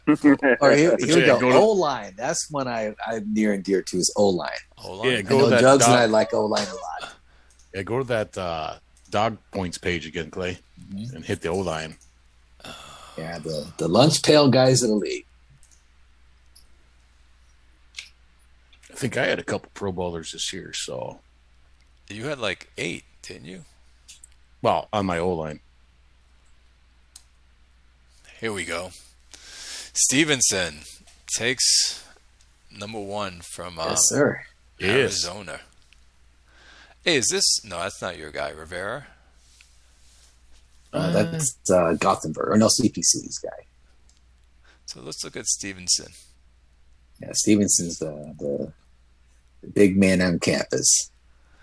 So he had 53 run block opportunities. 103 opportunities, 53 run blocks, 51%. Wow, percentage. 12 pancakes, 5 sacks. You'll never guess which way I run Krieger, right? Yeah, right to the right, unless you're playing him at left. Exactly. I have to. My guy that I went to the left is also on the list. Oh, right on. And you picked him at 1-2. Go ahead. You all do realize it doesn't matter what way you run the running back because the run blocks are assigned randomly. You do know that, right? Yeah, if I run to the left, if you heard left silence, that means that no one knew that. So continue, Jugs. Well, no, I've seen it in logs. Yeah, go ahead. Sorry. Right. If you could just look at the logs and see that the guy is running left, the right tackle was made the key run block. Like, how in the world did he make the key run block? Yes. It's just randomly assigned. I think it takes the average of your line and against the average of the defense, and that's how it's doing it. That's just or it could be the pulling play. Who knows? Rating, right? It's the rating of your lineman. So, like, whoever your best lineman is automatically going to get the favorable dice compared to the next best lineman or the worst lineman on your team. Right. But it's just like a random dice roll, and then it's like randomly assigned to whoever's the best, and then the next player, and then the next player. But it's taken your 5 linemen, and they're taking all their run blocking ratings, and they're giving you an average. And let's say the average is 50. Just making up a number. So you're taking all the linemen, even though you went to the left side. So it's counting the right tackle's rating, and you're running to the left side because it's taking every lineman's average and adding it as one big bulk number. So if you have a right tackle that's 90, a right guard that's 80, a center that's 70, a left guard that's 60, a left tackle that's 50, it's gonna randomly automatically choose on a dice roll the right tackle first, then the right guard, then the center, then the left guard, then the left tackle. Right. It doesn't take the average of all of them, and then if you win the battle, the left tackle, which that's where you're running, then will get that point. I don't think it takes the average of all the linemen, and I could be wrong, but the reason I say that is there were a couple years a while ago where I had like a high, like I had 100 cohesion, and the next best running team for O-line cohesion was something like in the 80s. And the guys on my offensive line were like older guys, so their run blocking bars had faded down. Like they were like in the 60s. Yeah. And I was still destroying people. So I don't think it takes that as a whole. I think it's just randomly assigned by who the best person is. Yeah, and I guess I didn't understand how it works, thus my silence, because when Jug said that, I immediately started thinking, okay, why am I running left and my right guard's getting the block? Or why is the left defensive end sacking my guy and my left defensive tackle is giving up the sack? It's just shit don't make sense to me. I mean, I could see stunts and shit with that, you know. Right, but I'm still running to the right with Stevenson, regardless of how the thing calculates it. Because, you know, a 26 and a 27 run to Stevenson is going to pick up yards with that, with the way he does it. And yeah, he's good. Or could it be, Jugs and everybody, that it averages everyone, but the side you ran to is weighed more? Because it can't be that the highest one gets it, because if I have a 0 run block on left tackle, let's just say, and I'm running left all the time, I should be getting stopped most of the time. because of it's a 0 on that side. So it will take the average of all the linemen, but the left tackle is the side I'm running to, would be the side that weighs more towards a negative effect because I have a 0 run block on that side. I'm going to pull up, and I got a perfect example of what I'm talking about. Because of what you're saying is we can have 100 rated run block on everyone except for the left tackle, and the left tackle can be a 0. And if I always run to the left tackle side, based upon what you're saying, I should have 12-yard runs most of the time. Because it's taking the higher run blocking number.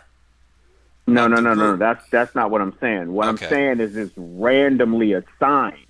I'm not saying you run straight to one guy and you automatically get the. If that was the case, then all you would have to do is just run behind that guy in every single game and you get 6, 7, 8 yards to carry. No. I'm saying no matter where you run on the line, it's randomly assigned based on the player's attributes and his bars.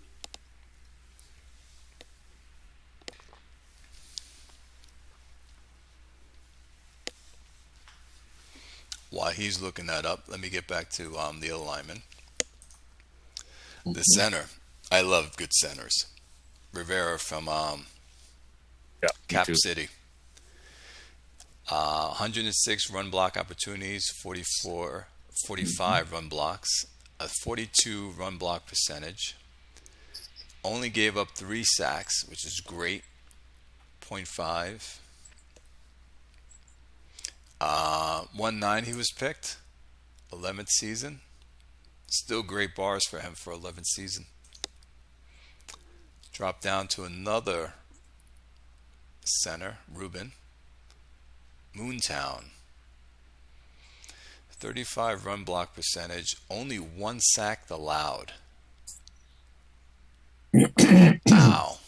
Okay, so here's the example I wanted to bring up. So my right tackle that I traded for years ago, Douglas Gross. Okay. In 2093, he had 75 key run blocks, which basically means he was literally destroying everybody in front of him. What's his name? Well, if you look, Douglas Gross, just go to the individual stats for blocking for 2093.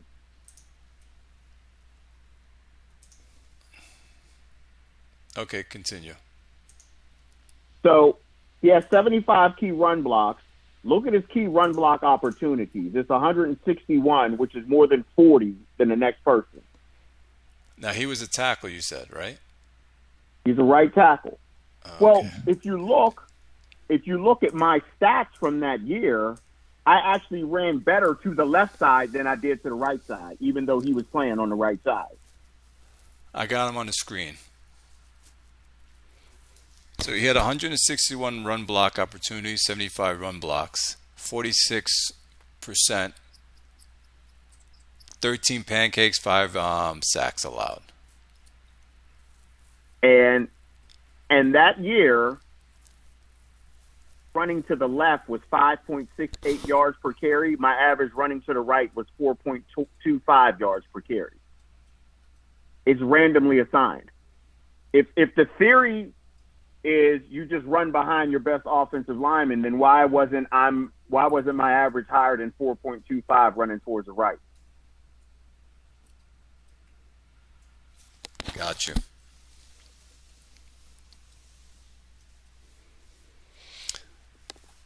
So, Rick. Yes. What he's trying to tell you is that you don't need that lineman. You can give him over to me. And okay. And you can just get any lineman. I can put a 10 run block guy to the right, and Krieger will still get his yards. He might actually do that, but I'll take my chances with Stevenson instead. That Gross we were just looking at? Mm-hmm. Yes. Yeah, Gross. What about him?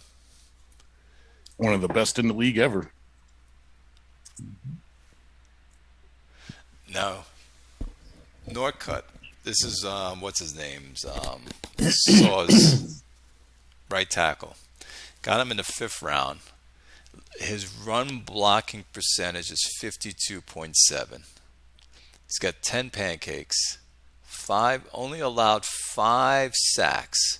He's got a 0 pass blocking, and he only allowed 5 sacks. That's pretty good. That's great for this But guy. again, that would go to Jug's theory that it's just randomly assigning whoever to whatever fucking play, you know? Yeah, I don't care who gets the key round block as long as Krieger takes off for 70 yards. I'm happy. He hit the free agent market. He didn't sign him. Who, Edwin? I don't think he's got the money. Yeah, no, I think that Brian's a little cap strapped too. He's in cap hell. Oh, that's why. Yeah, he's got Banks and Mesa. Yeah, because doesn't he have to pay Mesa, or do you already do that? And the 2 wide receivers. Yeah, it's hard to keep that trio together. Now, my guy, you can't go by run blocking.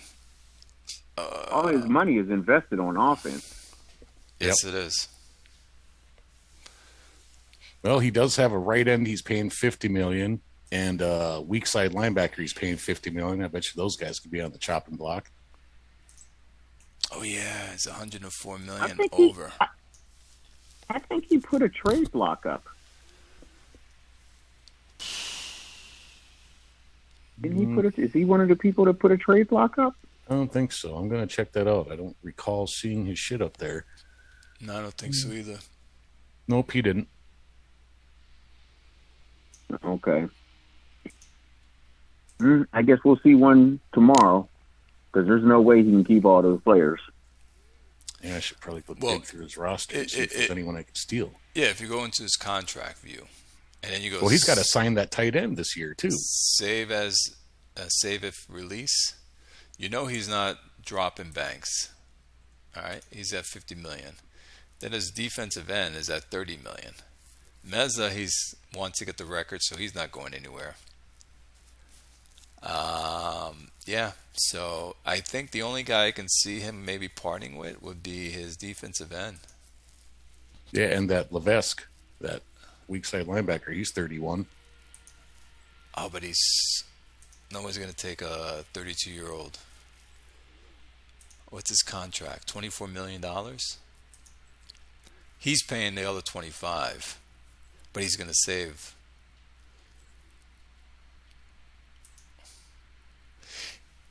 He doesn't really have room to get his cap down. Yeah, that's 104. So this is what I mean. Well, look at his players that he has to get Rick down. Just said. The free safety Rick just read. said it. I mean, you got a franchise quarterback. It's hard to build the rest of your team. Like, you can't have the triplets like the Dallas Cowboys had. It's too hard to keep it together long enough. You got to make a concession or if somewhere. you got the triplets, you don't have an offensive line to block. Exactly. So that's why we'll always see more 40, 50 rated quarterbacks hauling in rings, and we will see 70, 80, 90 rated guys doing it. Yeah, but he can't get rid of Banks. There's no way he's going to do that. No, but I'm saying he's got to, something's got to go bye-bye. So, I might have to hit Brian up on a welfare check of his cap so if I can go shopping. I was just thinking maybe since he ain't using James Jarvis, I could maybe make a play for him. And is that a $63 million I saw next to Maze's name? You probably can go for him. I went for him as well, Grim, and I already gave my my picks away, so I can't do it. Big 6, 260 tight end. 93 route running, 100 endurance. Yep. Yeah, we talked about him earlier. He's just very underutilized in his offense. But it only saves him $8.6 million. True, but he doesn't have to resign him then either. You know, I was going to say it saves him more than that because he doesn't have to put him under contract for next year. Yeah, that boy's going to want probably $40 million a year. He's got to get rid of 1, 2, 3, 4. He's going to have to get rid of 3 or 4 impact players 5. and or cap out 3 or 4 players. Mm-hmm. And my guess is he's probably going to cap out Banks. Yeah, that would probably drop his cap 20 to 30 million right there. that would start with Mesa.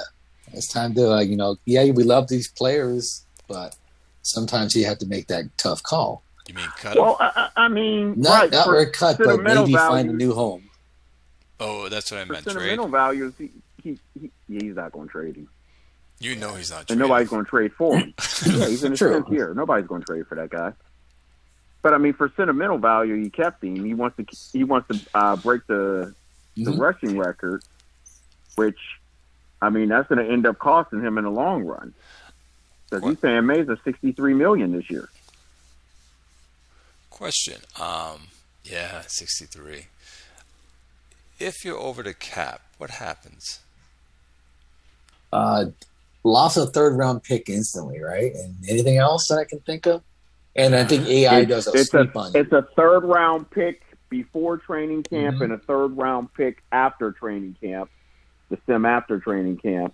And then Ben has a penalty that he enforces right before the first week of the year. He'll send and the only reason I know is because he did it with Mac Powell. He'll send a message to the GM giving them a warning, and then if they don't release the player, he'll release like the lowest rated players until they get under the cap, that number. Okay, Yeah. so players do get released to get you under the cap. It's not like I can be $50 million. No. over the cap. Ben is manually doing that. Okay, so I can't go in with $50 million over the cap and take the penalty of 2 third rounds loss. But I'm like, okay, I'll deal with that as long as I'm $50 million over the cap. No. You could do that if there wasn't a league imposed rule for it. Yes. Got it. Okay. As a matter of fact, Ben did that in another league, and the league actually ended up shutting down because they got so mad. Ben was something like $100 million over the cap, and refused to try and get under it, and the league actually just got pissed off with him, and actually the league shut down.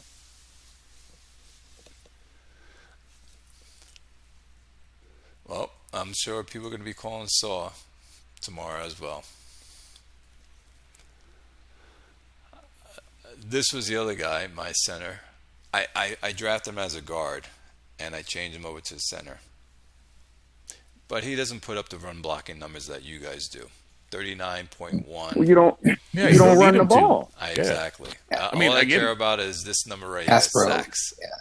That's it. 1. Your running back had a great season for what you're doing, and like I said, it was really cool that you got him going to end those games. You know, you get up, that boy could run. Again, another center in this.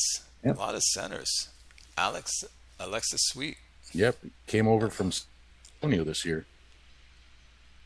Oh, you got him, yeah. He got him in a trade? San Antonio was special.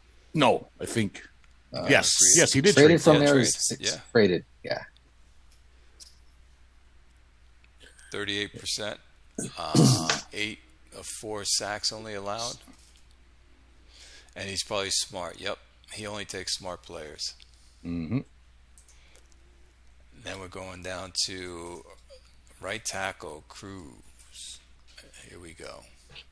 Got him second round, 50 run blocking, 4 sacks allowed. Not Surprised bad. those pancakes are that high with no blocking strength. I know, right? Yeah. So I don't know what the help file says, but I've heard somebody say that blocking strength is for pass blocking. It's a pass thing, yes. That's what Yeah, the I help file thought I says. heard someone say that too, but it's like, and Yeah, they I've said- relied less and less on blocking strength over the seasons than I used to. Because run blocking is run. We won't argue that. Pass blocking says handling the pass rush of the guy in front of you. And blocking strength is on passing plays. And then endurance is just endurance. it says something like pass blocking is for finesse moves and blocking strength is for power moves or something like that. So it's something weird like that. Blocking strength is against guys who have pass strength. But if you have a guy coming out against you, that's what it seems like. That's how I'm envisioning it. If someone has a pass rush technique, that's more of a finesse one that does a swim move. Then you want the pass blocking against them because they'll beat your blocking strength guy. And your strength. Center Wittenberg.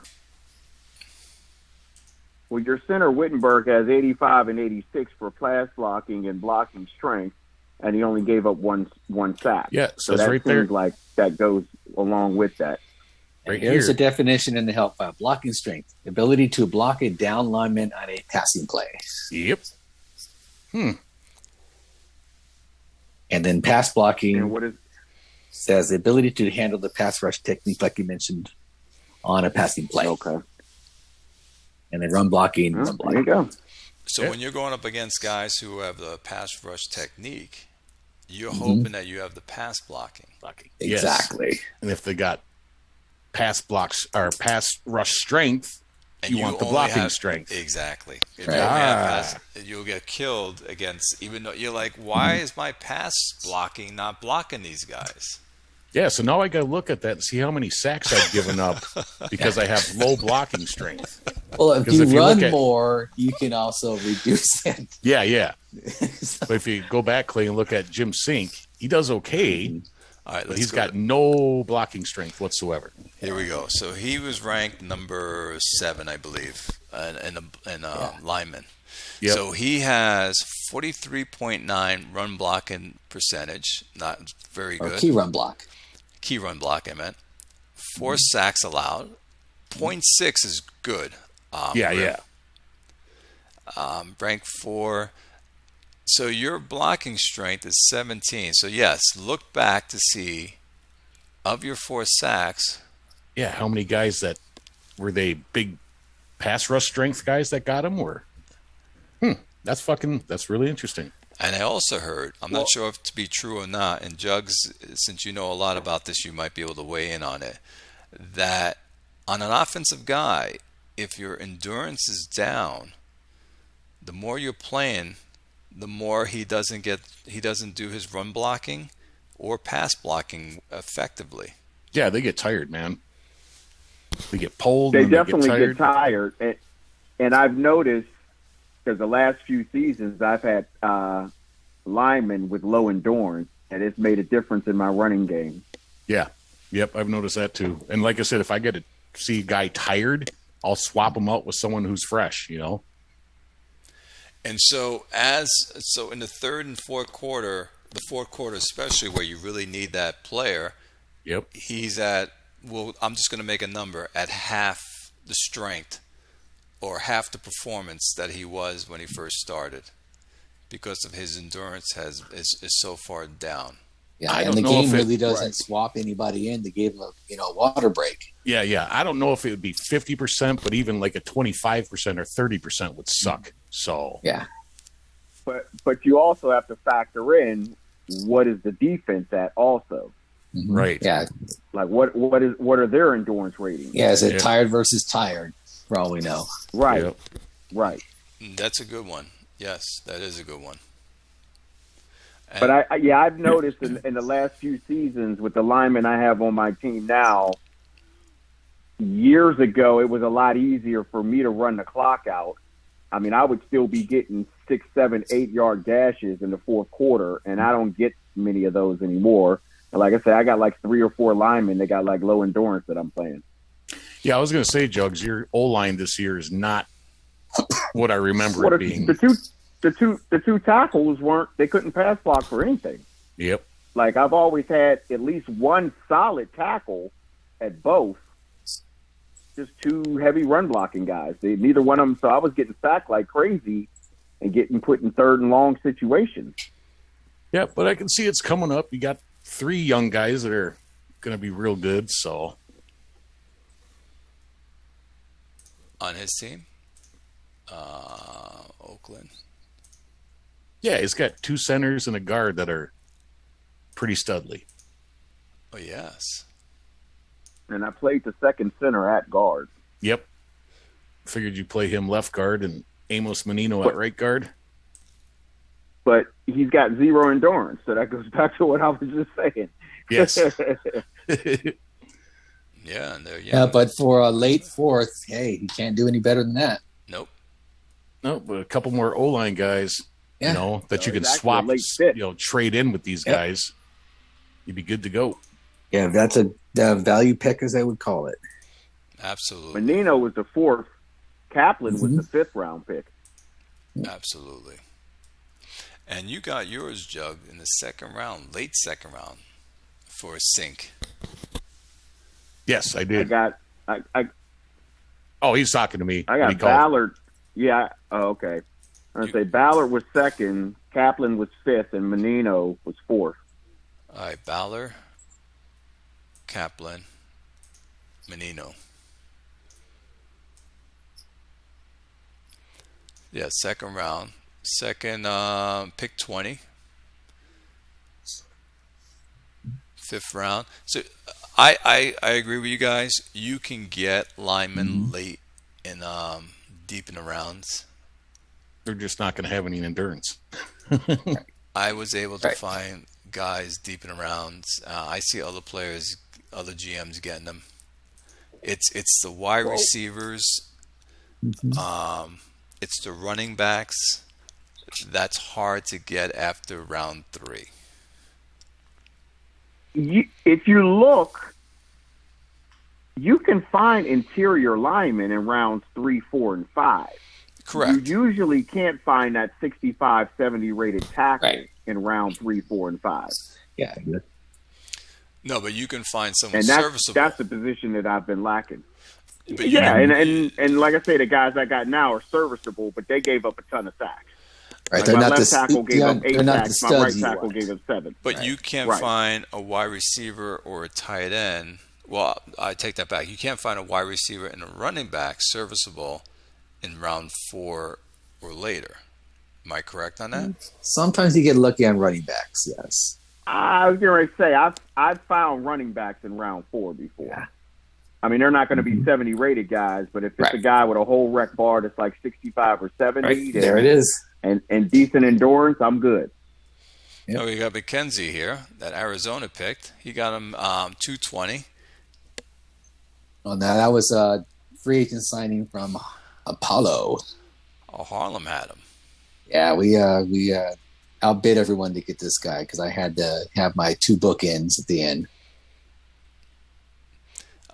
This is Key run block percentage 37. 4 sacks only allowed. Here we go. Oh, he sucked last year, though. .08. Better key run block, but 10 sacks. Huh.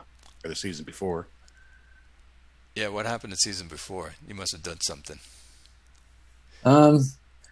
He might have been the good recipient of a nice few outside runs.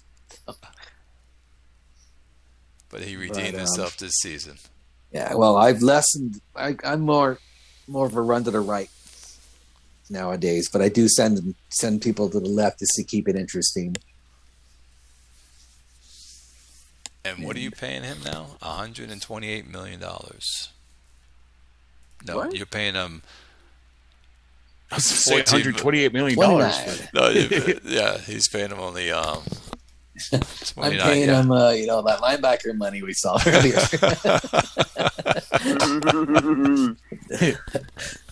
No, in fact, this guy does want he wants a lot of money, but I'll see what I can do later in free agency. Maybe I get lucky and he'll come down a little bit. Well, what's your you have money, $46 million. And I had 2 guys that did a nice, take one for the team refi. That won't cost us our future, so I have an additional 30 on top of that now. All right, so you're in good position. Not bad. And then who came in at number 10? Craig. Again, Cap City. Look at this Yep. guy. I'm surprised Yeah, he's Craig's all the way a at 10. beast. He's only That's- making $35 million. That's the kind of guy Jugs and I, have wet dreams about right there. Yes. Yep. Yes, it is. Indeed. He picked him at 110. What we talked about, getting someone like this, and you're never going to get him in the later rounds. Ever. Key run block, 39%. Sacks, only 1. And there we go. He pass blocking is 86. His blocking strength is 69. He has a run block of 100, and his endurance is 100. So does his team run the ball, though? He is the prototype left tackle. Yes, he's got Yeater. Once he got that running back Yeater, he's fucking running the ball. He grinds it out all the way to the end, and he has the endurance to do it. Yep. And he's only getting paid $35 million. For the next 3 seasons. Nice. Let's go to that screen that Jug showed us on the biggest cap hits, and let's see what a left tackle, the highest one. It's probably mine. Nope. It's just going to show offensive tackle. Not nope, but it's another. Oh, it's not mine. All right. Frederick player. Okay. Another poor loyal have inherited that. Somebody probably had to cap out. Frederick player Lindsay. He capped out all these players.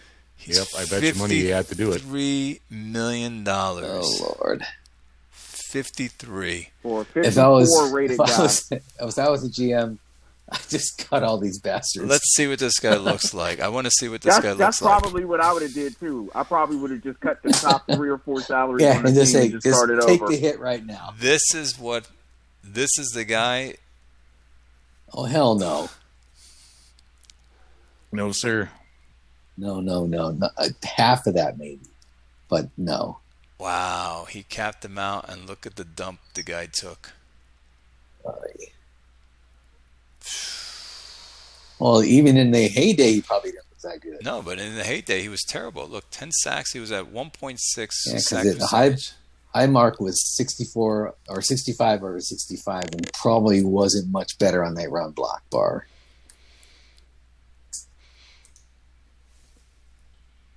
And the next guy is Wilkinson. Is this Wilkinson? How come he sounds familiar? Oh, he was always with him. Yep, Chicago. Chicago, yes.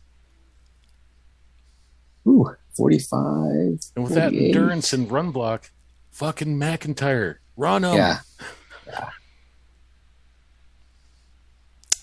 Yeah. And I'm sure someone red zone squirming looking at the Chicago and McIntyre. Now, I wish that boy would come back soon. What's his name? Red Zone picked this guy. Yep. He picked him in the second round, number 14. Yeah, that's a hell of a find, man. Yes, it is. There you go. Right.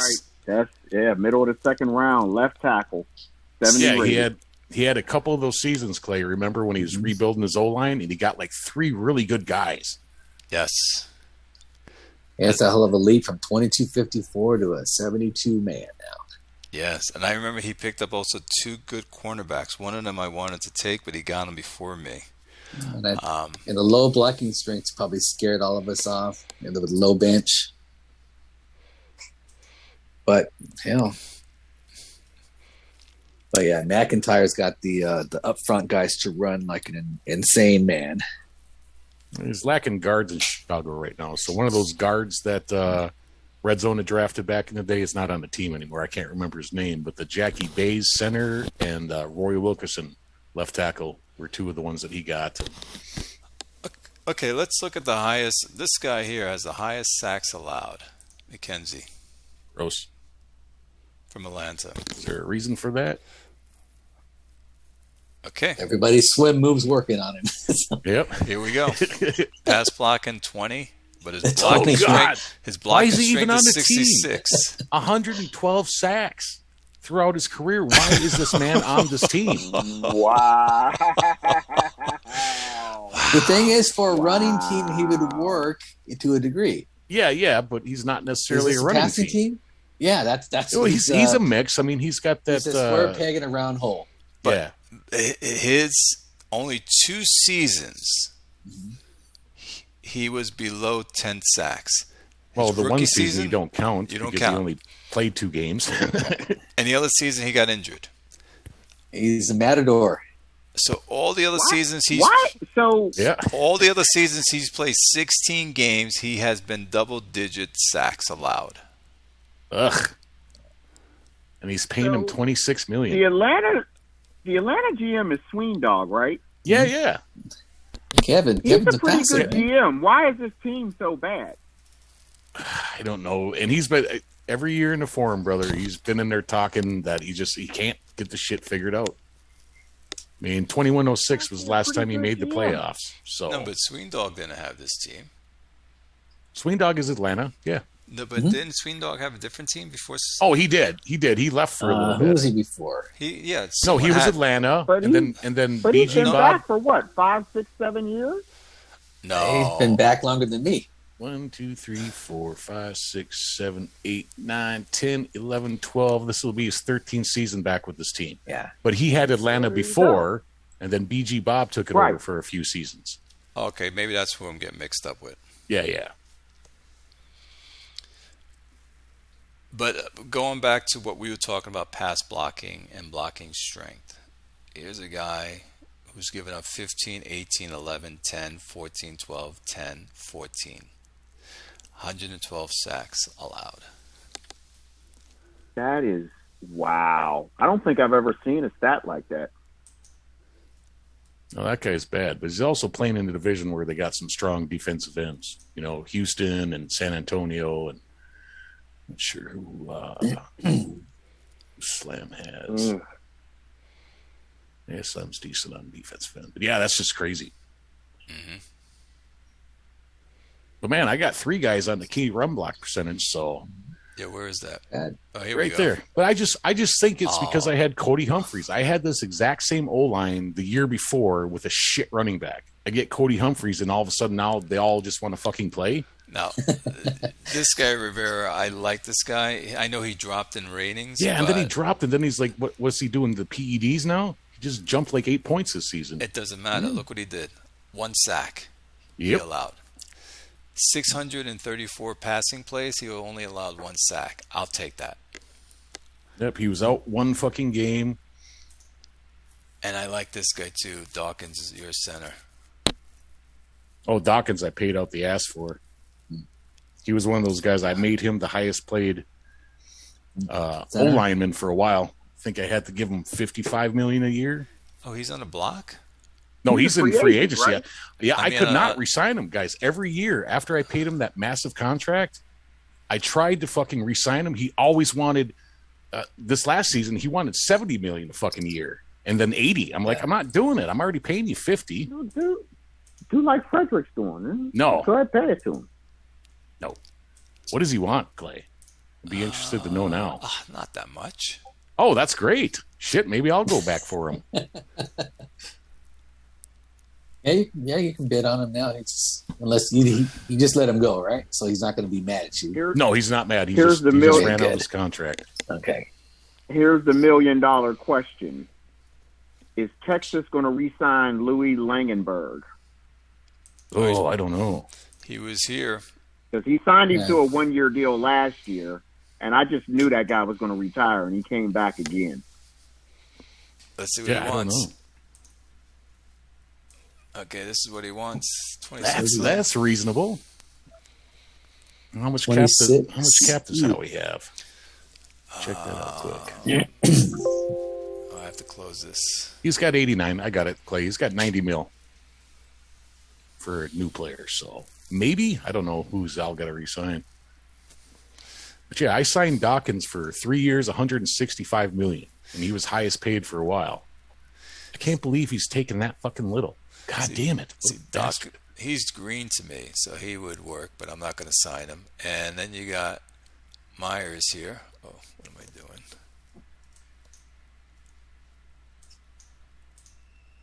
Oh, why did I do that?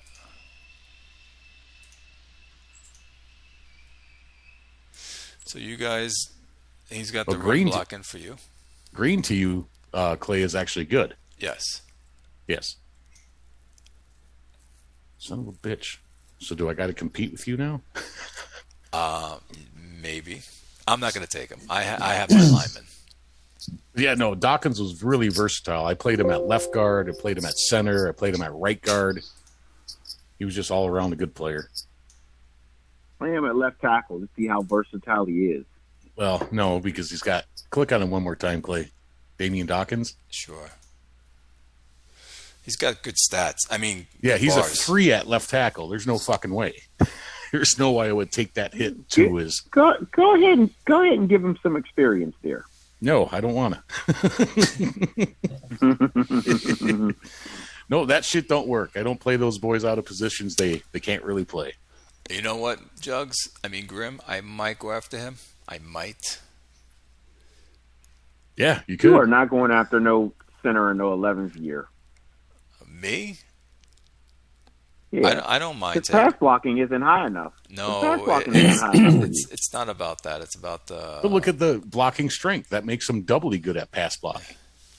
Yeah, but he's 33. He's gonna drop. No, I'm not going to take him. I don't know. I'm not going to go after him.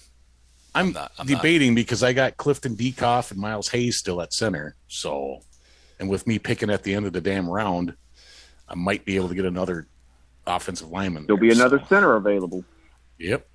I'm going to take somebody else, but I'm not going to spend $20-something million when I have. Well, what does Wittenberg look like? Oh yeah, you don't need a fucking center. Yeah, that's the guy that was up there. So, but again, he can also play guard. No, both sides. I'm good. I don't want to mess up my lineman. I'm looking for, and I'm going to probably get him in the draft, backup players for my starters, because I got hurt because I lost my receiver in the playoffs, and pissed me off. So I'm trying to get. Pashish was out, wasn't he? No, I lost. Pashish was out, but he came back. I lost. I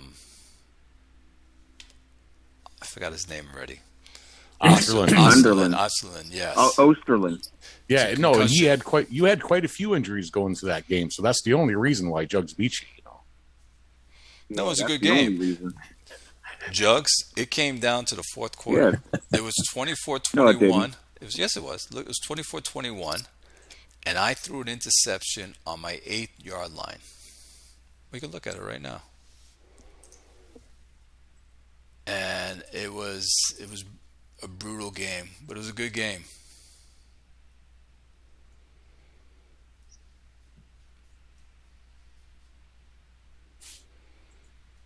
But in any event, I'm not going to get back into it. So that's the lineman.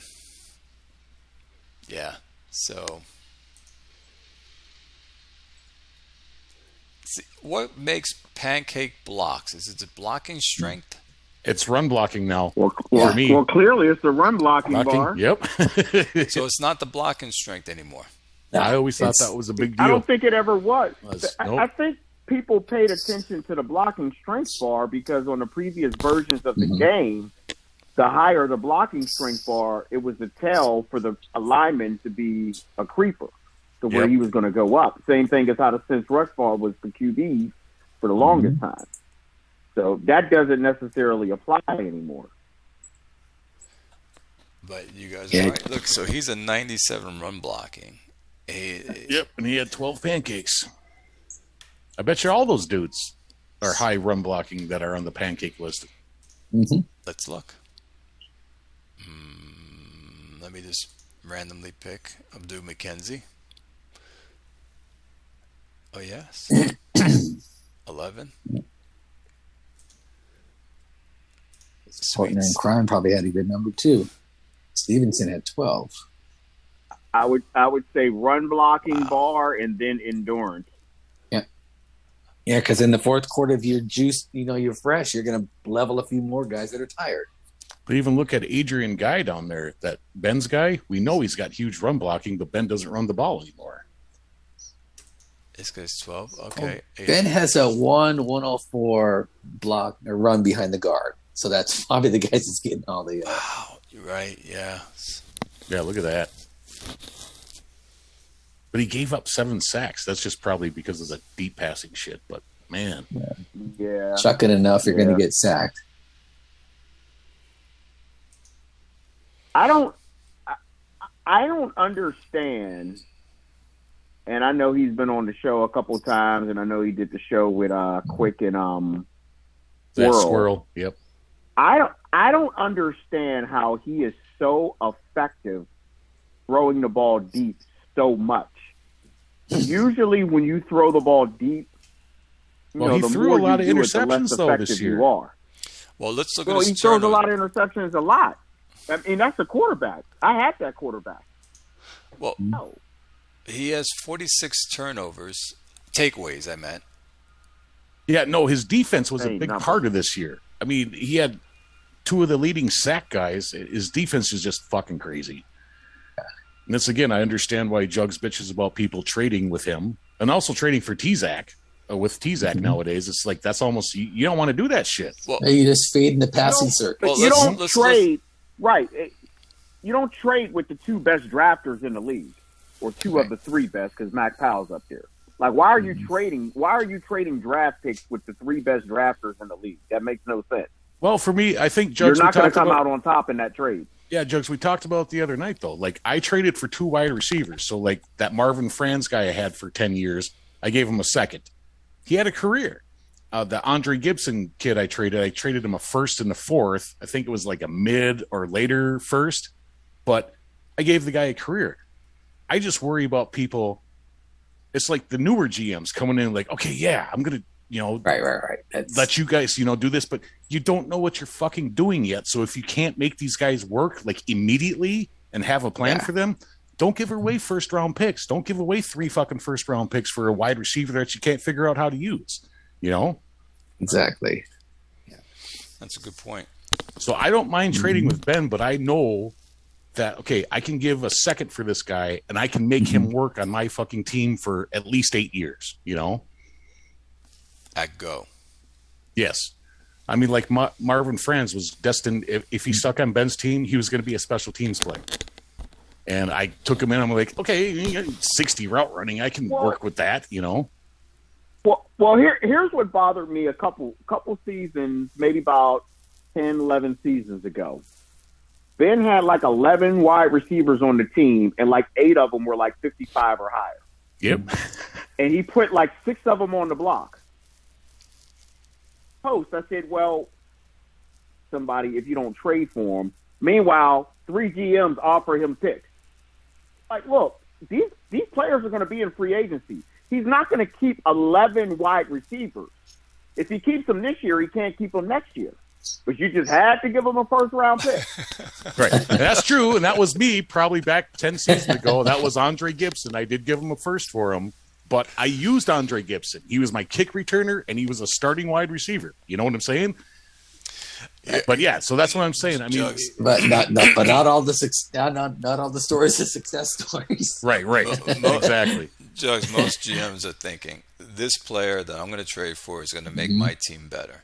Second, if it hits the free agency market, I'm not guaranteed to get this player.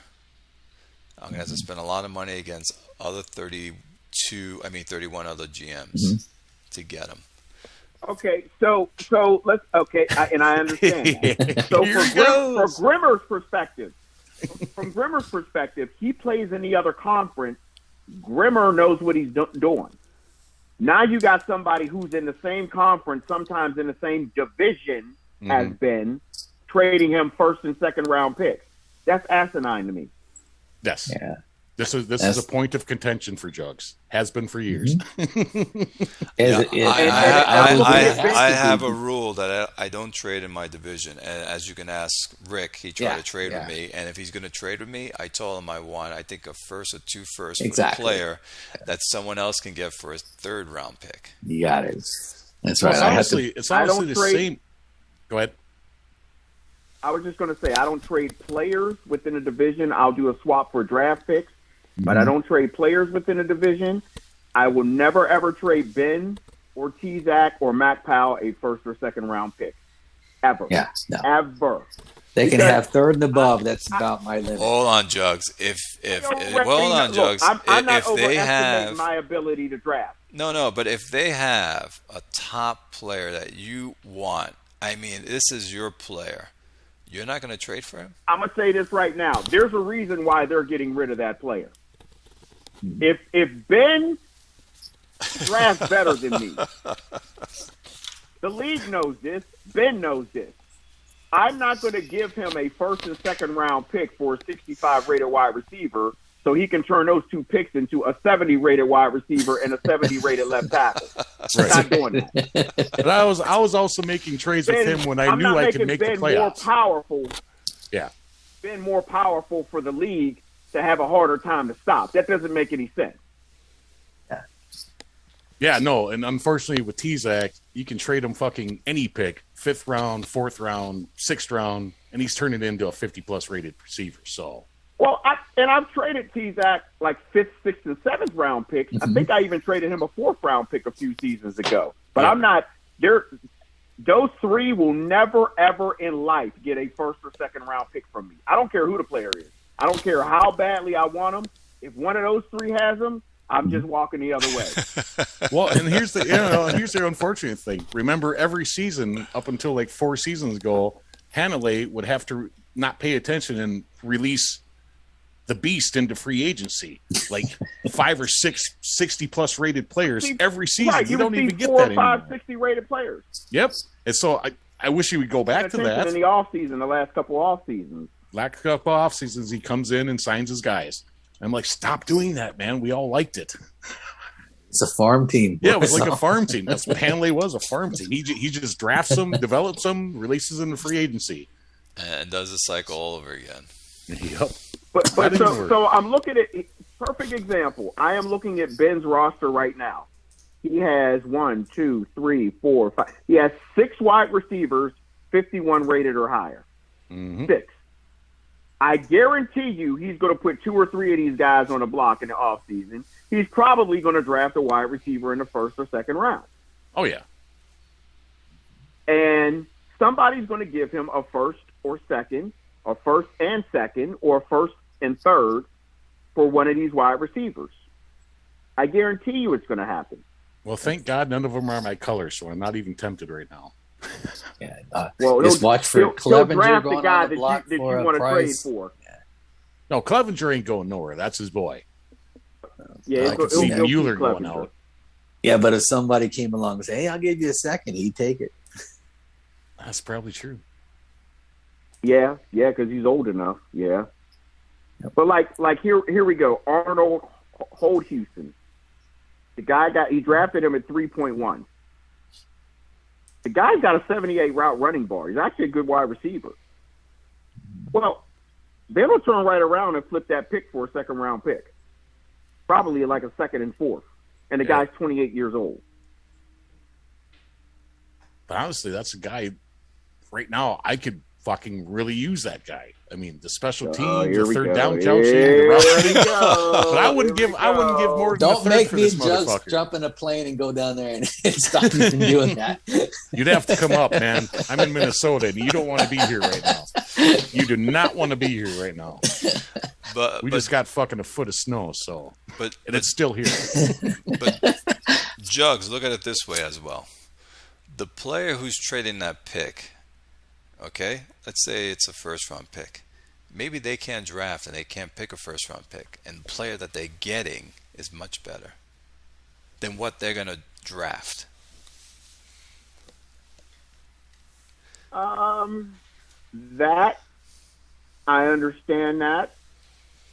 I just think there's other people to trade with other than make Ben. Ben is already dominating that conference. Right. Why are you going to help him more? Especially if you play in that conference. Again, I hear what you're saying.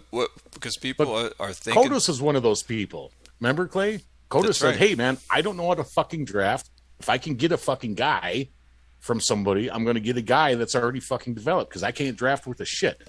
Now, like, again, I agree with Jugs, and I could trade over there because that's not my conference. I don't give a fuck about those guys. I'm just trying to win mine, which is why, like, Jugs is never going to trade me Terry Hopper. Even though he had a down season this year, I could offer him like 3 first-round picks. Maybe I'd get him, but you don't want me to have Terry Hopper, though, to make that boy work. Outside of your own division, outside in your division, I don't believe in trading my division. Outside of that, everyone else is probably thinking to themselves, I'm better in my team. I don't care what my pick's going to do to the other team. It's about my team that I'm going to try to dominate. And then if I get to the bowl, hopefully I do, and I have to face Ben or whoever I'm trading with, I'll deal with that at that time.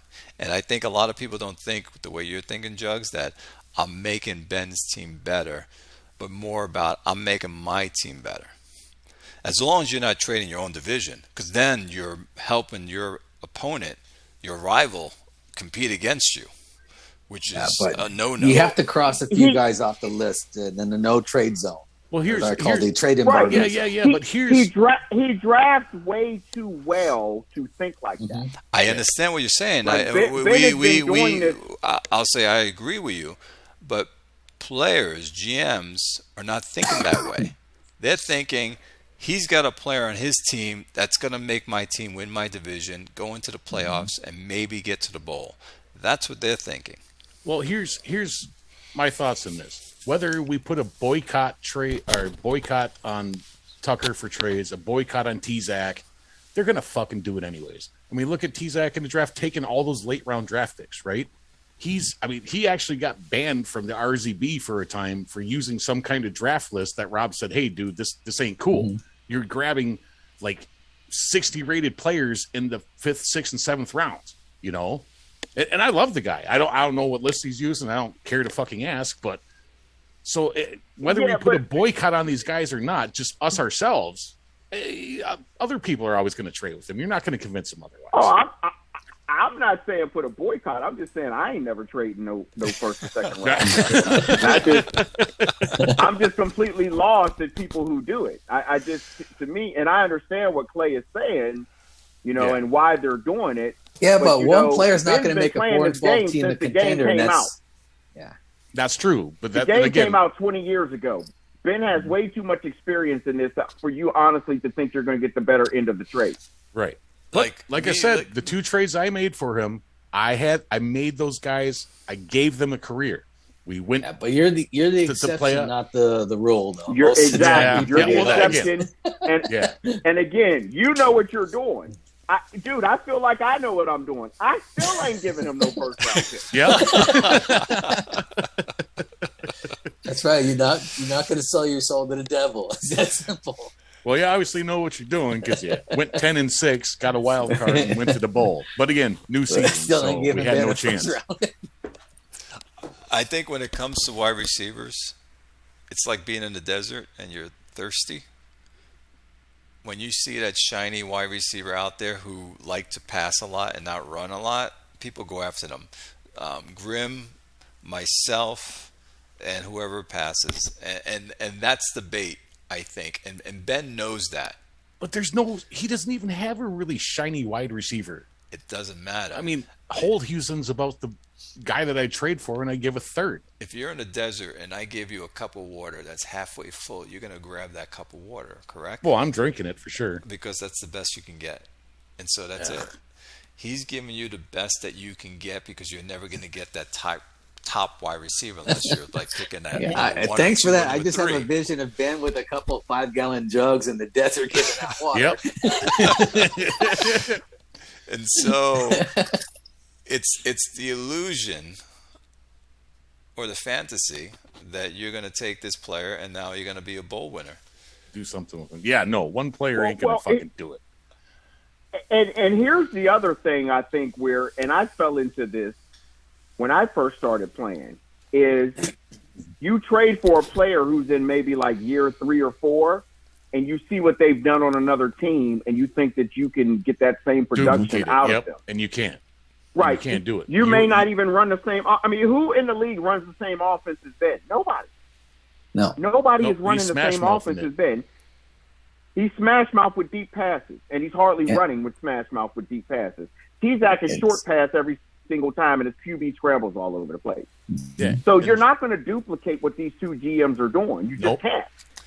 So you're thinking that GMs are looking at this player and saying, "Oh, he put up 1,400 yards on Ben's team. I'm going to get him because I'm going to get 1,400 yards." Is that what you're saying? Yeah. No, that's exactly what he's saying. I'm sure. Yep. For a lot of GMs, especially the newer ones, think that. No, I ran into that trap fucking early on a couple times when I first started. But God, you guys see that German Terry's in free agency? Ben's going to do the same fucking thing. He's going to have fucking 60 fucking touchdowns and shit with who? Gustavo Ragsdale? All right.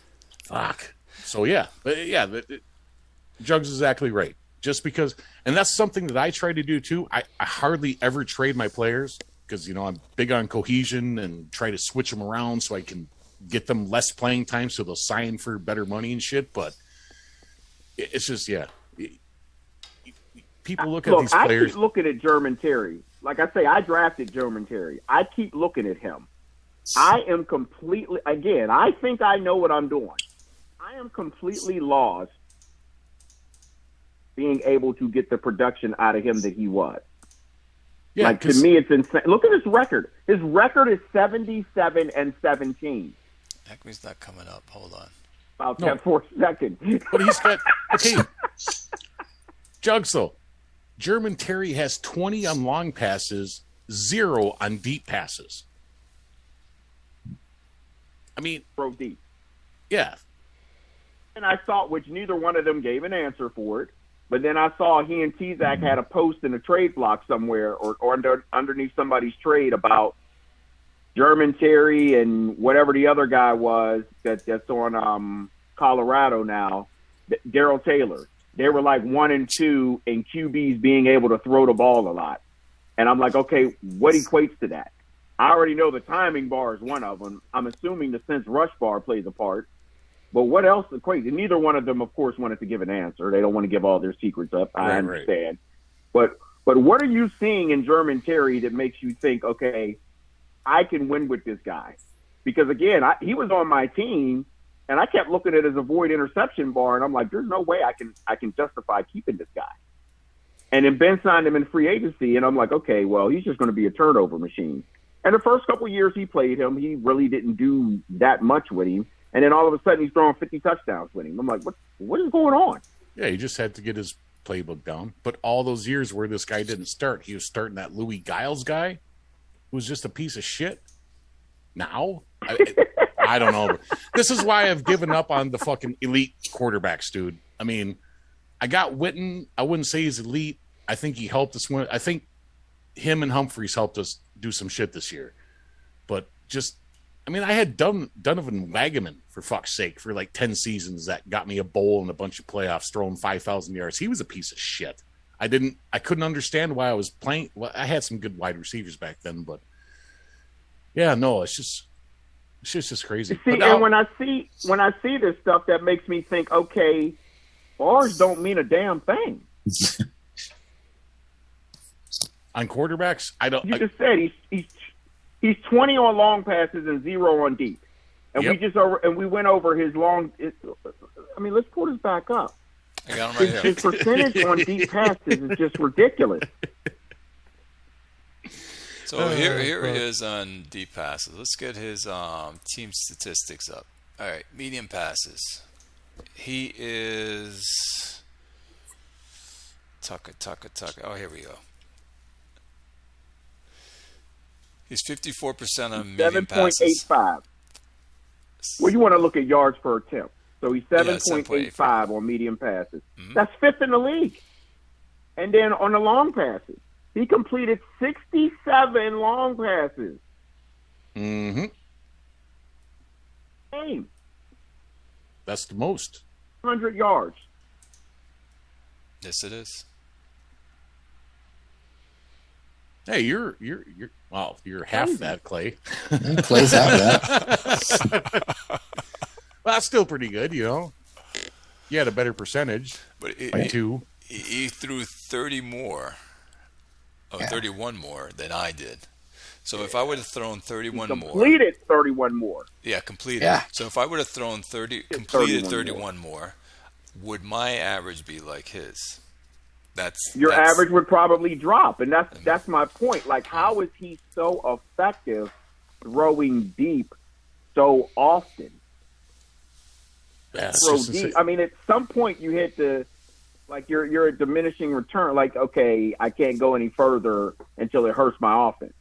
I mean, he's throwing interceptions, but he's also connecting on a lot of these bombs. Yeah, again, though, we go back to the fact that he was highest in turnover margin. So he got so many fucking turnovers this year, he could just wipe out the Yeah, but 25 he's interceptions. pushing 2 touchdowns for himself versus every one pick he's given up. Yeah, So, that's worth it. He's more than 2. He's like 2.5 Yeah. almost. yeah. So it's a numbers game. No, And, at some point, I- we're going to have to fucking talk about defensive game planning as much as we do about offensive game planning, because I like to dig in and find out what the fuck people are doing. I don't have any bump and run guys. And I think that's how, well, in our game jugs, I That's all I completed do. a good amount of passes against you, but I could not do anything after I caught the ball. You know?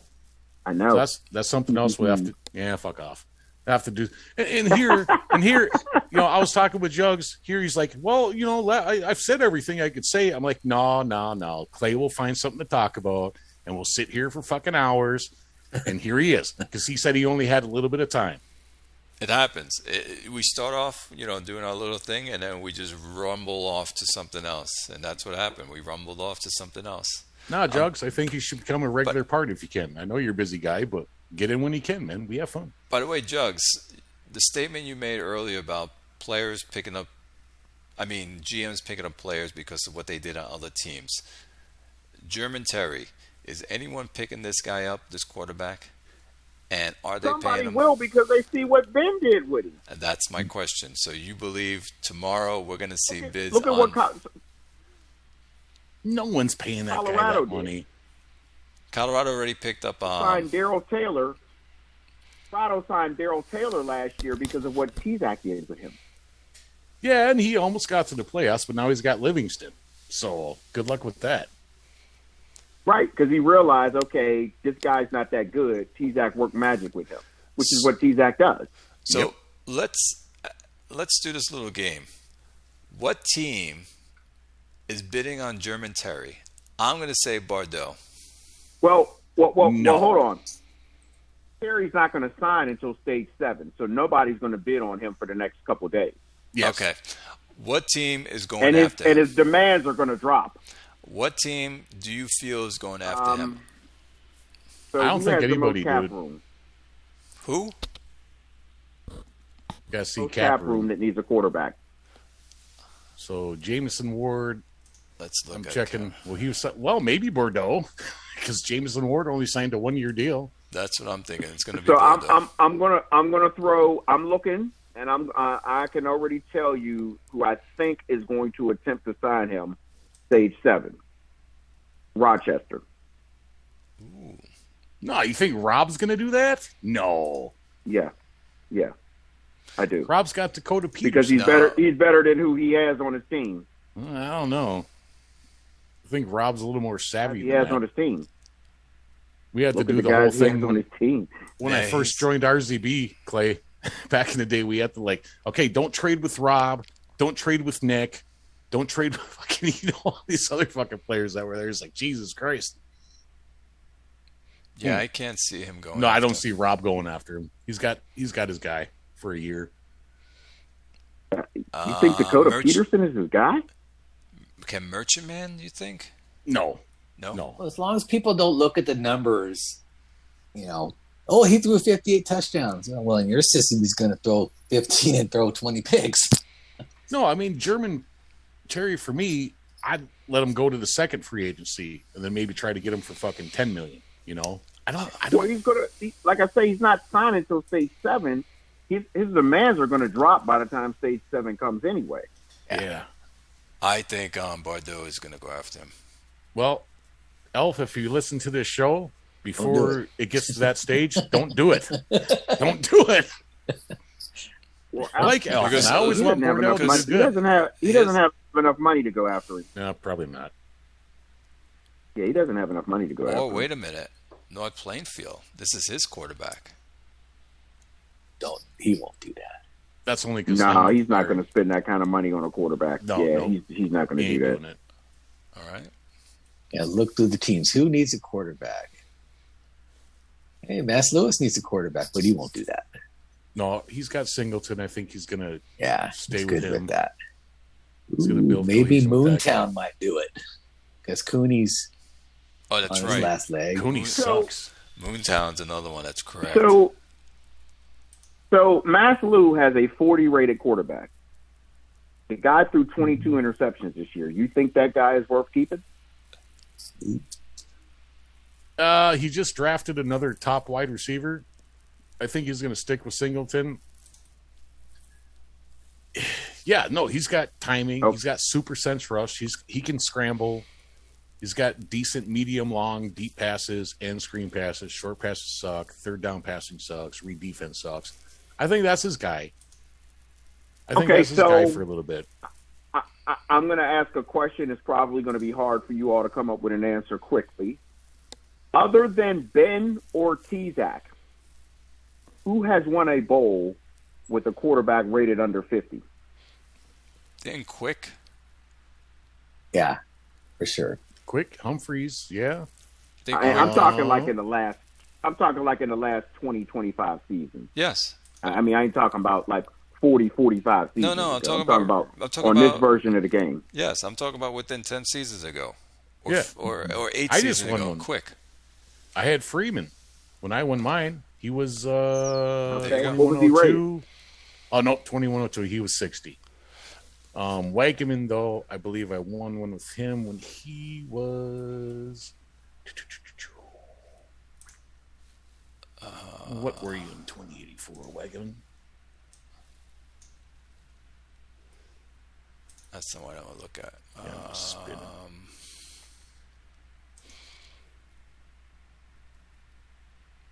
So 2084. Quick guy was 50 Wagaman rated, was by the way. 38 rated. 38 of 41 and 84 when I won with Wagaman. So yeah, What year was that? 84. Yeah, 84. Oh, that's. I mean, so we're okay. So from first Harold year Norris. of 8.3 and 8.4. Was that 88? No, we were in the 60s when. Oh, I don't remember when the second one came out. But the No. first one came out When in they 64. put the T-Zac patch in, it was Yeah, like yeah. 88 or 89. All right, so I'm looking. Harold Norris was in 2098. He was 27 to 50 in 2098 when I won with Harold Norris. So he wasn't even like bumping up yet. So how do we know what their rating was? Because in 2108, Quick won the bowl. His quarterback is right here at the top. He had a 93.9 passing rating, threw 31 touchdowns, 12 interceptions. So championship, look at Percy 2108. 2108. I'm using the website though for this, so I don't Okay. know what everyone else is seeing. Yeah, you but can- just go go to just go player's over card. to the scout. Right. 2108. And just go over he won to, him. He was 50 the of scouting. 50. Yep, 50 of 50 in 2108. Was Percy Humphries. Yeah, because I remember he wasn't high in his ratings. No, like I said, I gave up on great rated quarterbacks a long time ago. They're breaking up really bad. Who is? AJ No, Devine both of was you a all. 32 rated We're- quarterback, but he was the backup. Never mind. Everyone's clear on my end. Yeah, I'm clear. AJ Devine actually didn't he win a championship You with sound Coyote like Vice robot. at him? TJ Devine was one in 2097 with a 32 rated QB. Yeah, so lots of people can win with garbage quarterback. Well, look at German Terry. Yeah, I mean, he's under 50. Well, I said Ben and T-Zac excluded. All right. Well, other people are doing it too, I think. I'm pretty sure of it. could you Okay, win? but how many other people though? But could you win with an underrated, under 50 rated quarterback and no wide receivers? Well, I tried this did year. it once in my life. I don't know how that would even be possible. So, because you guys run a lot, you don't think you can take your team to a bowl if you didn't have the wide receivers, you had an average quarterback, but you had a dominant running game? I mean, you dude, would be talking running 50 times a game and basically just throwing on third and long. Yes. Like only throw when you had to. Yes. That is correct. Yeah, I was going to say. I mean, I didn't don't have. know. I didn't have much of nothing in 2104 when I won with Freeman, but Freeman just went fucking off in the playoffs. I had Liam Lanta Diaz. in one of the other leagues was running 100% of the time on first down and parts of second down. He had some insane 100 over something percentage, and he was running people over.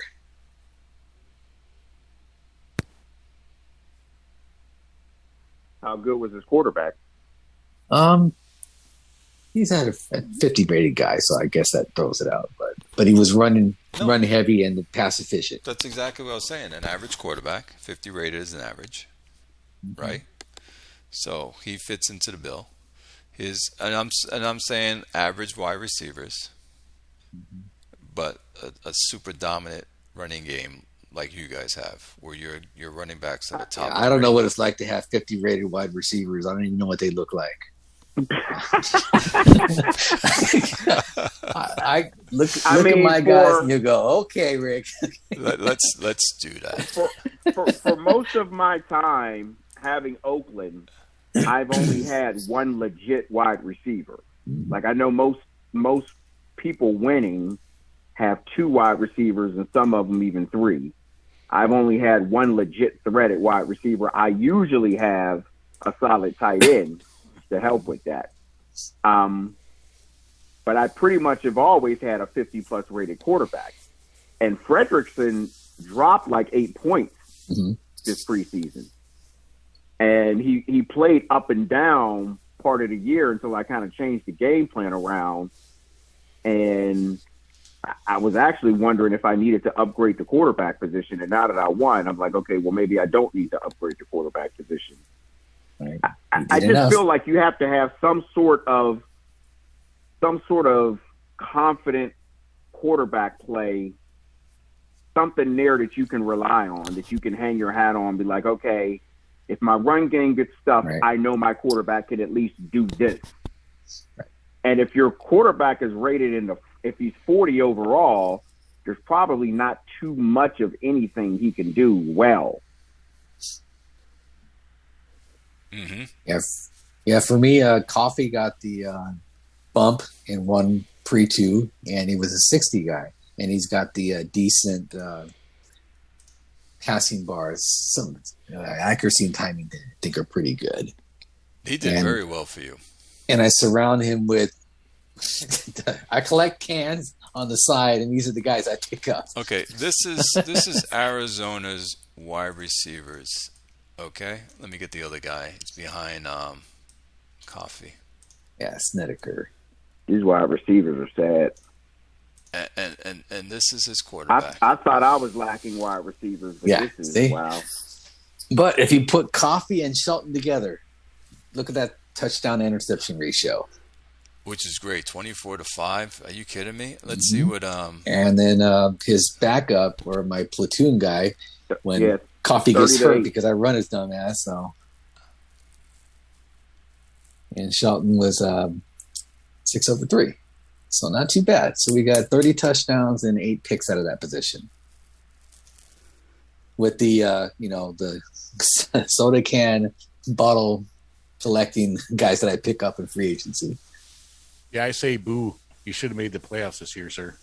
I know, but my secondary is awful, and we gave up Not too anymore. many leads. Oh well, I hope to get another buddy. For every one wide receiver that Clay has, I have to have an equal. So Howard is lined up.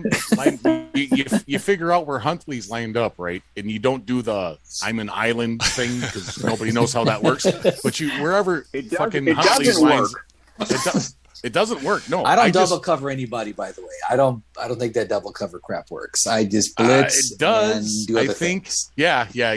But I don't have the guys to do the double cover, so we're not doing that. You do. Who knows what the double coverage plays? Is that man to man as well? They chase him out man to man.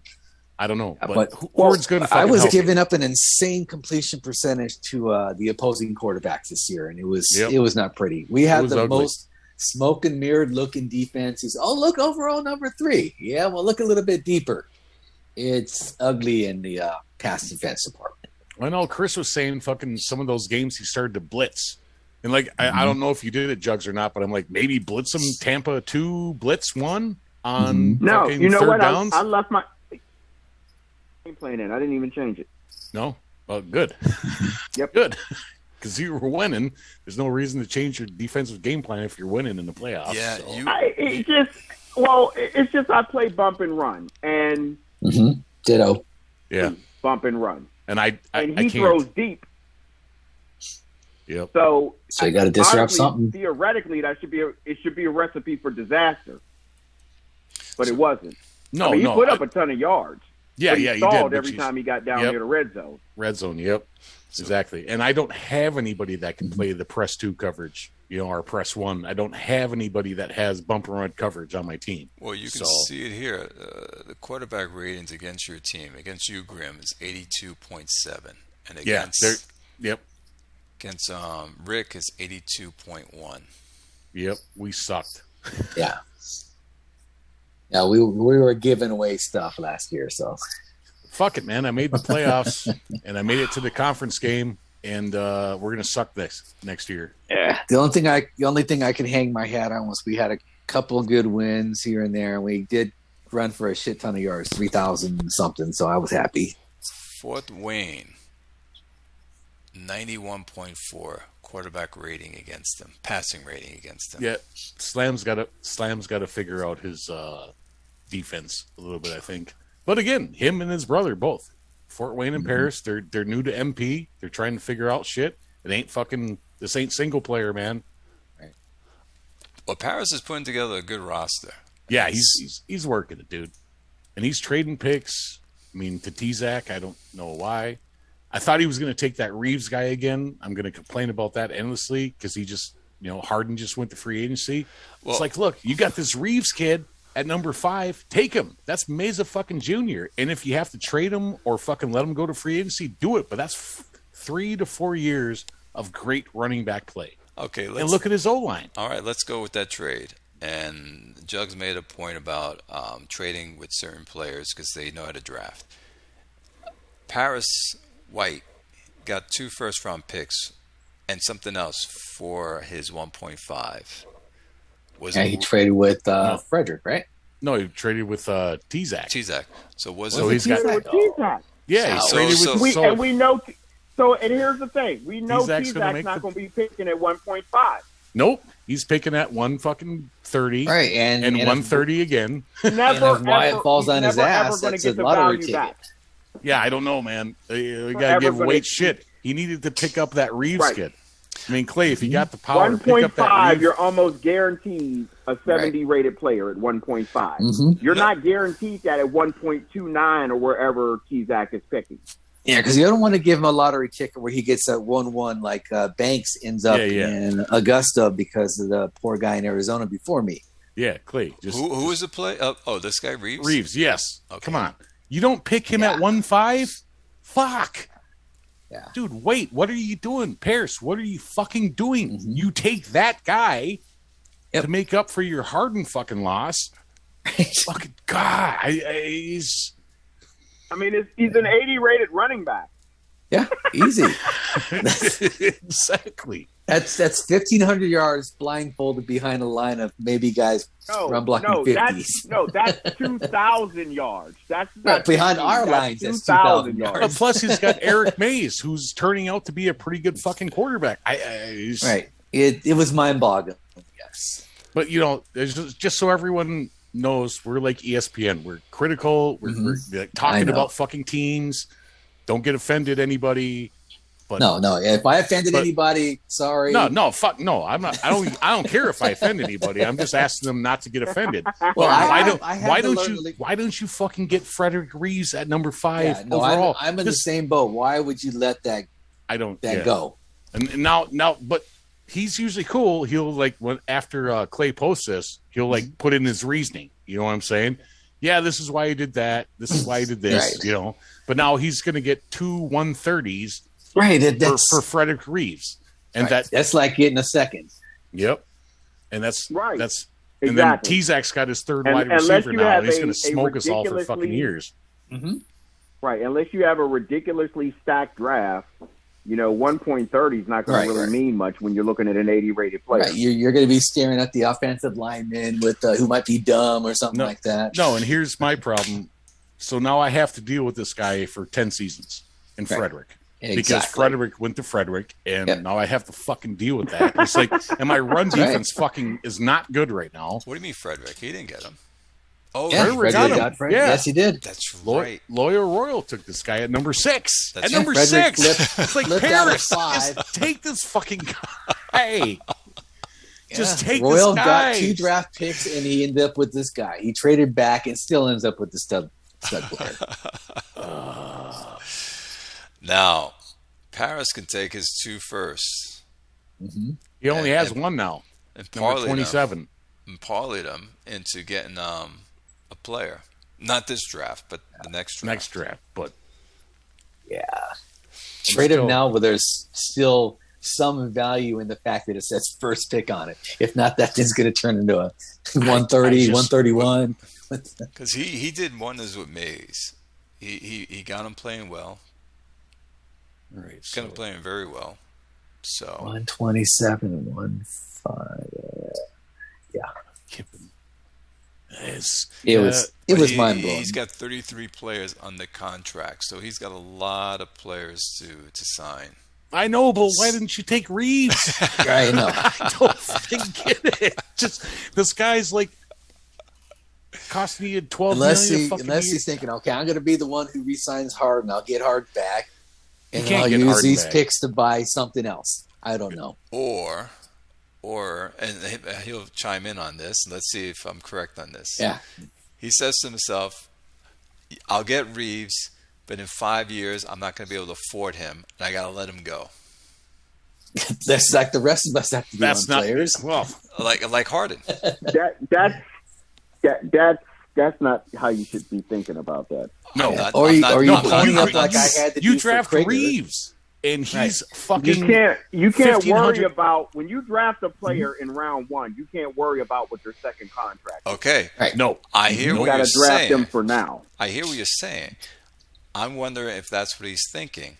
Red Zone brought this up. He says, I'm not drafting this certain type of position because I'm going to have to pay him a lot of money on my second contract. yeah, but running backs are fucking totally different. Because look at Texas with Richmond. He broke the rookie rushing record in his first fucking season, just 2,000 yards. Boom. You do not, Frederick Reeves. You do not at number 5, dude. You grab that guy every time. Clay, even you. If you're ever at 1.5 and Frederick Reeves shows up, you draft that motherfucker. Right. My question is... You can throw the ball to him even. I mean... So my question is, why didn't he pick him then? I don't know, but he's going We'll have to tell wait us. for the message board post. He's going to tell us in the fucking... once you post this up, he's going to tell us why he didn't do it and why he traded He didn't it to draft him Tuzak. because he was So offered 2 firsts. Yeah, because No, he's got 2 late firsts. He's got 2 late firsts. Yeah. He posted, I'm trading 1.5. Yes. And Reeves was there. So he didn't even get an offer yet. So See, what did he get anyway? I didn't even know. 2 firsts. 2 firsts. I just stopped from reading Toronto. after I saw that. Yeah, 2 firsts from Toronto. So next year it's going to be 130, and the year after that it's going to be 132. So before 2 he got firsts- those offers of 2 firsts, were the first that Tizak had in his pocket for this year or future? Future, next year and the year Oh, after. that's even. I thought Worse. they would be Yeah. bird in hand Again, special. no. So he's going to get 130 Oh, next year, hell. and he's going to So- get 132 the year after that. So you It's got like- 2 late. You got 2 second round picks out of that. Yep. For Frederick Reeves. That's a guy that if I draft him, I could trade him for 3 firsts Right. to a running team. You take 'cause I actually would Frederick give up 3 and you firsts for just that move guy. on. But, I'm just more burnt because now I got to play this guy for fucking 10 seasons. Right. Now you got to draft ring defense now. I'm telling you right now, and the only reason why I say what I said is because of Harden. You think he's going to try to resign him? Unless he's got plans to sign Harden back. But still, you're still getting only 2 second rounders, Yep. But you're No, right. I think he So, drafted I mean, Harden. that goes back to value on trade. Mhm. you're not getting equal value on your trade. Yeah, but he don't know T-Zac like we know him yet. And he's made a lot of fucking trades lately to get more picks, but he's like traded with Clay, and Clay's going to make the playoffs every year, so that's a late round first. Well, for all new GMs out there, just look at the record of the person you're trading with and think of the handing your soul to the devil. Yes.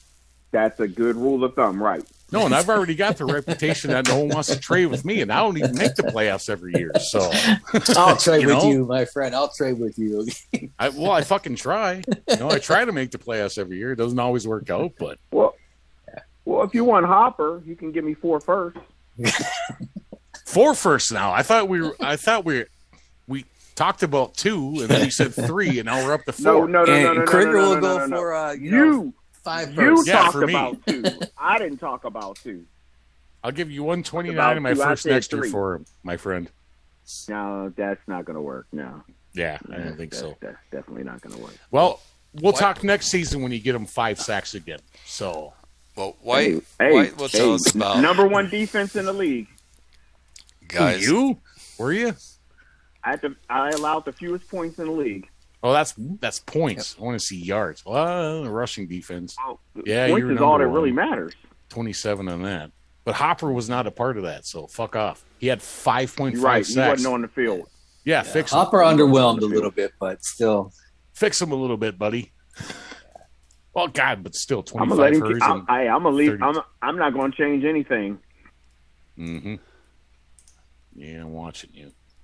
This is So here- Cleveland and Myles Garrett. We're going to try and get him as many sacks as we can. Just so the team can lose. because I got a new rival here with Jugs. So guess who has the most wins since Jug came into the league between me and him? Well, since you put it up, I say you did that. You. Yes, 10-6. He's talking. He's talking head to head. Yeah, head to head, 10-6. That's regular season and playoffs. But Jugs has playoffs 3-1 on me. Ooh. So that I need to change that. Ju- But I'm not making a playoffs. Jugs also has 6 bowl wins. How many does Grimmer have in that time frame? You don't got 6 bowl wins in fucking Yes, since you came yes, I in. do. Really? Do you? Yeah, I do. Well, I think I had 2. Champions. 2, 3, 4, 5, and a bunch of conferences. 6. All right. I think I had 3, 2.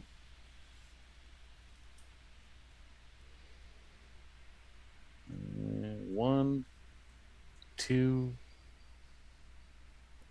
Oh yeah. 6-2. Boo. But yeah, I think Frederickson was a good sign for you, Jugs, for sure. He's competent, Right, but he, like I say, he dropped 8 points in preseason. Well, Yeah. I'm hoping he doesn't drop again. he might raise this preseason, actually. Let's see if Get he them- comes back up 5 points. But his job is just high percentage passing. He does that well enough. Yeah, he's got the timing, accuracy. You got medium passes, short passes. It's just keep the chains moving kind of fella. sense and that's rush all you can and ask. read defense. Yeah. Not a bad pickup. This is what I'm speaking of. You won the bowl, and you have an average quarterback. There you go, Jugs. Right, but he's got a medium passing bar. He's got timing, sense, rush, and read defense. Yep. I mean, there's some. I know I can complete short to medium passes with him. That's what I'm saying. You have to have something that you know you can rely on from your quarterback Yeah. when the running game isn't going your way. If this guy loses another 10, 11 points, all those bars drop. And I don't have anything I can say, okay, he can do this. Yeah, no, and Braden Borders wasn't up to snuff this year. I don't think either. Now looking at the screen. Well, he was But- injured, right? Was he? No, he No, he played all wasn't 16. injured. Oh, yeah. He's just starting to. He's But- Jugs is working. so I got to start I'm these gonna- guys. So I'm going to tell you, if you look in the playoffs, his numbers were off the chain in the playoffs. I changed some stuff around for the playoffs. Yeah. We're seeing him right here. Almost 400 yards. Yep. Nope, he and look at smoked the me. yards per target. Like I was telling Jugs, I was going to double team his ass, but that means I have to double your second because your tight end's so good that you take 20% off of his route running, and then he's the main target. Because there is such a thing as doubling tight ends, but you just got to take like 20% off of their route running to see. Yep. And then at the very end of it, I'm like, I'm not going to double anybody in it. He didn't get me, but man, he got like almost 100 yards, and he was a big playmaker. I made a mistake there. So Well, I got the second tight end now, so it's going to be impossible for teams to focus on whether to stop Borders or one of the tight ends. Yep. But that's Chris had mentioned that to me. It's like, so there is such a thing as doubling tight ends, but basically take 20% off the routing or the route running skill. And if that is still above one of the wide receivers, you're going to double that tight end for first double. So yeah. Which that's one of those quirky things on why did Jim make the game that way? I don't know. Why do we take 20% I need to off start the fucking route trying to running? use it. Yeah, I'd never double team anyway, so it's just kind of it's like whatever. I just feel like if the way I play defense, if the opponent that I'm playing is targeting one wide receiver too much, eventually it's going to bite him. Right. I don't have to double team. And I usually double team on third down if I'm going to do it. Unless someone exclusively passes to this guy, you can go look at your game film and look at the logs and see what they're doing. If someone's like constantly 20 targets to this guy and he's the best route runner, double team every fucking time. And just no different than someone that like Ben, 104, he always runs. That's a cover one buzz for me. And he can never run on me on 104,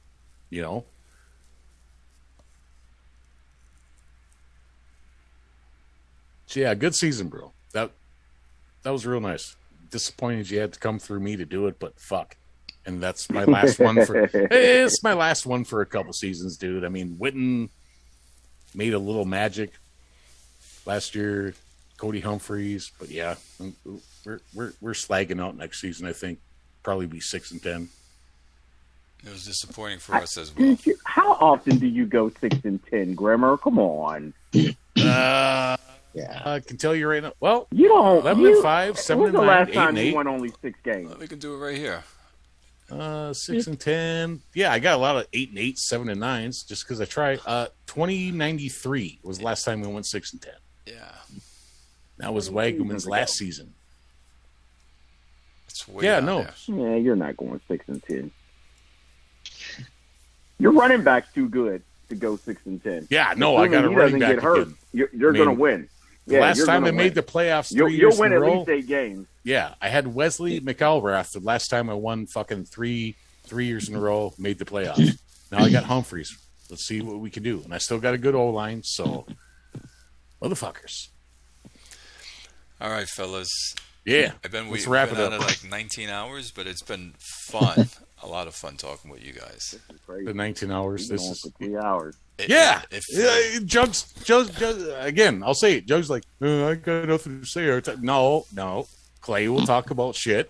He'll find out where we need to go, and we're going to jump here, we're going to jump there, we're going to jump here, and we're going to talk about everybody's fucking teams. It's going to be fucking fun. So, Yeah, it's shows like this that keep the league interest high.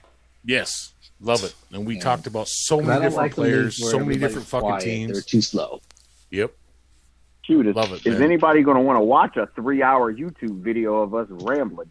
Yep, they will. they're going to do it. They'll They're going to watch do it. it. I would put At it on. least and we can just, hear like, fall Wade's asleep. answer. I'm going to Maybe wait and rewatch listen this and we'll get his motherfucker. answer Yeah, tomorrow. I'm going to rewatch this motherfucker. We're, I think for a lot of folks in the league, we're comforting. We talk about teams. How do you get better? How do you do stuff? Because we brought up a lot of good points tonight, I think. So There was a GM again- from another league that reached out to me and said to me, I got into multiplayer league because of your show. Hearing Nice. you guys talk Oh, about nice. the ins and outs. And so he took the leap in jumping into a multiplayer. Nice. Yeah, that was Melman. Nice. Did that. That's it. That's correct. Melman. Oh, Melman from RZB. Okay. He's over in RZB now, isn't he? Yes. No, people get entertainment out of this shit, and this is like Joe Rogan for IHOF. Long form podcast. Everyone just sits around. Yeah, everyone sits around, smoke a cigarette, smoke a cigar, take a hit of weed, have a fucking couple glasses of whiskey. I mean, I'm obviously drinking a night, so it's the end of the night. So I've had my 4 or 5 glasses of vodka. Yeah, but this is what it. And Jugs, you need to be a part of this more if you can. I mean, I know you got shit going on, but. Yeah, it's nice from time to time for people to jump on if they can. I understand everyone has a busy schedule. Yeah, you remember Jug's shit though earlier tonight? You think the offensive line works that way? And like everyone's silent. What? And then we had to contemplate that. And that silence was that we didn't know. I thought that was kind of understood. I think Quick mentioned that in one of the other videos. And I don't know. When you said that, I thought, did he just take a big old hit of crack somewhere? Yeah, because Rick likes to run to the right, and he's got a right tackle. He's like, you're fucking with me. But then it's just like clicked with me. I'm like, no, because I'm getting sacks on people who's not even aligned with that guy, and I'm getting key run blocks on guys that aren't even running that way. So it works the same way with passing. You Yep. ever notice if you throw to the wide receiver, your right cornerback makes the interception? Like, how is that possible? Yep. No, and I've also noticed fine. too, like on offense, like if you get a like Witten has thrown to guys who aren't even primary or secondary, he'll find a guy. So I think that's a big difference between like the 80 rated quarterbacks and the 45. Yeah, The 80 rated guys will find some guys. Primary and secondary, and Yep. elites do. I had one The play. elites will find somebody.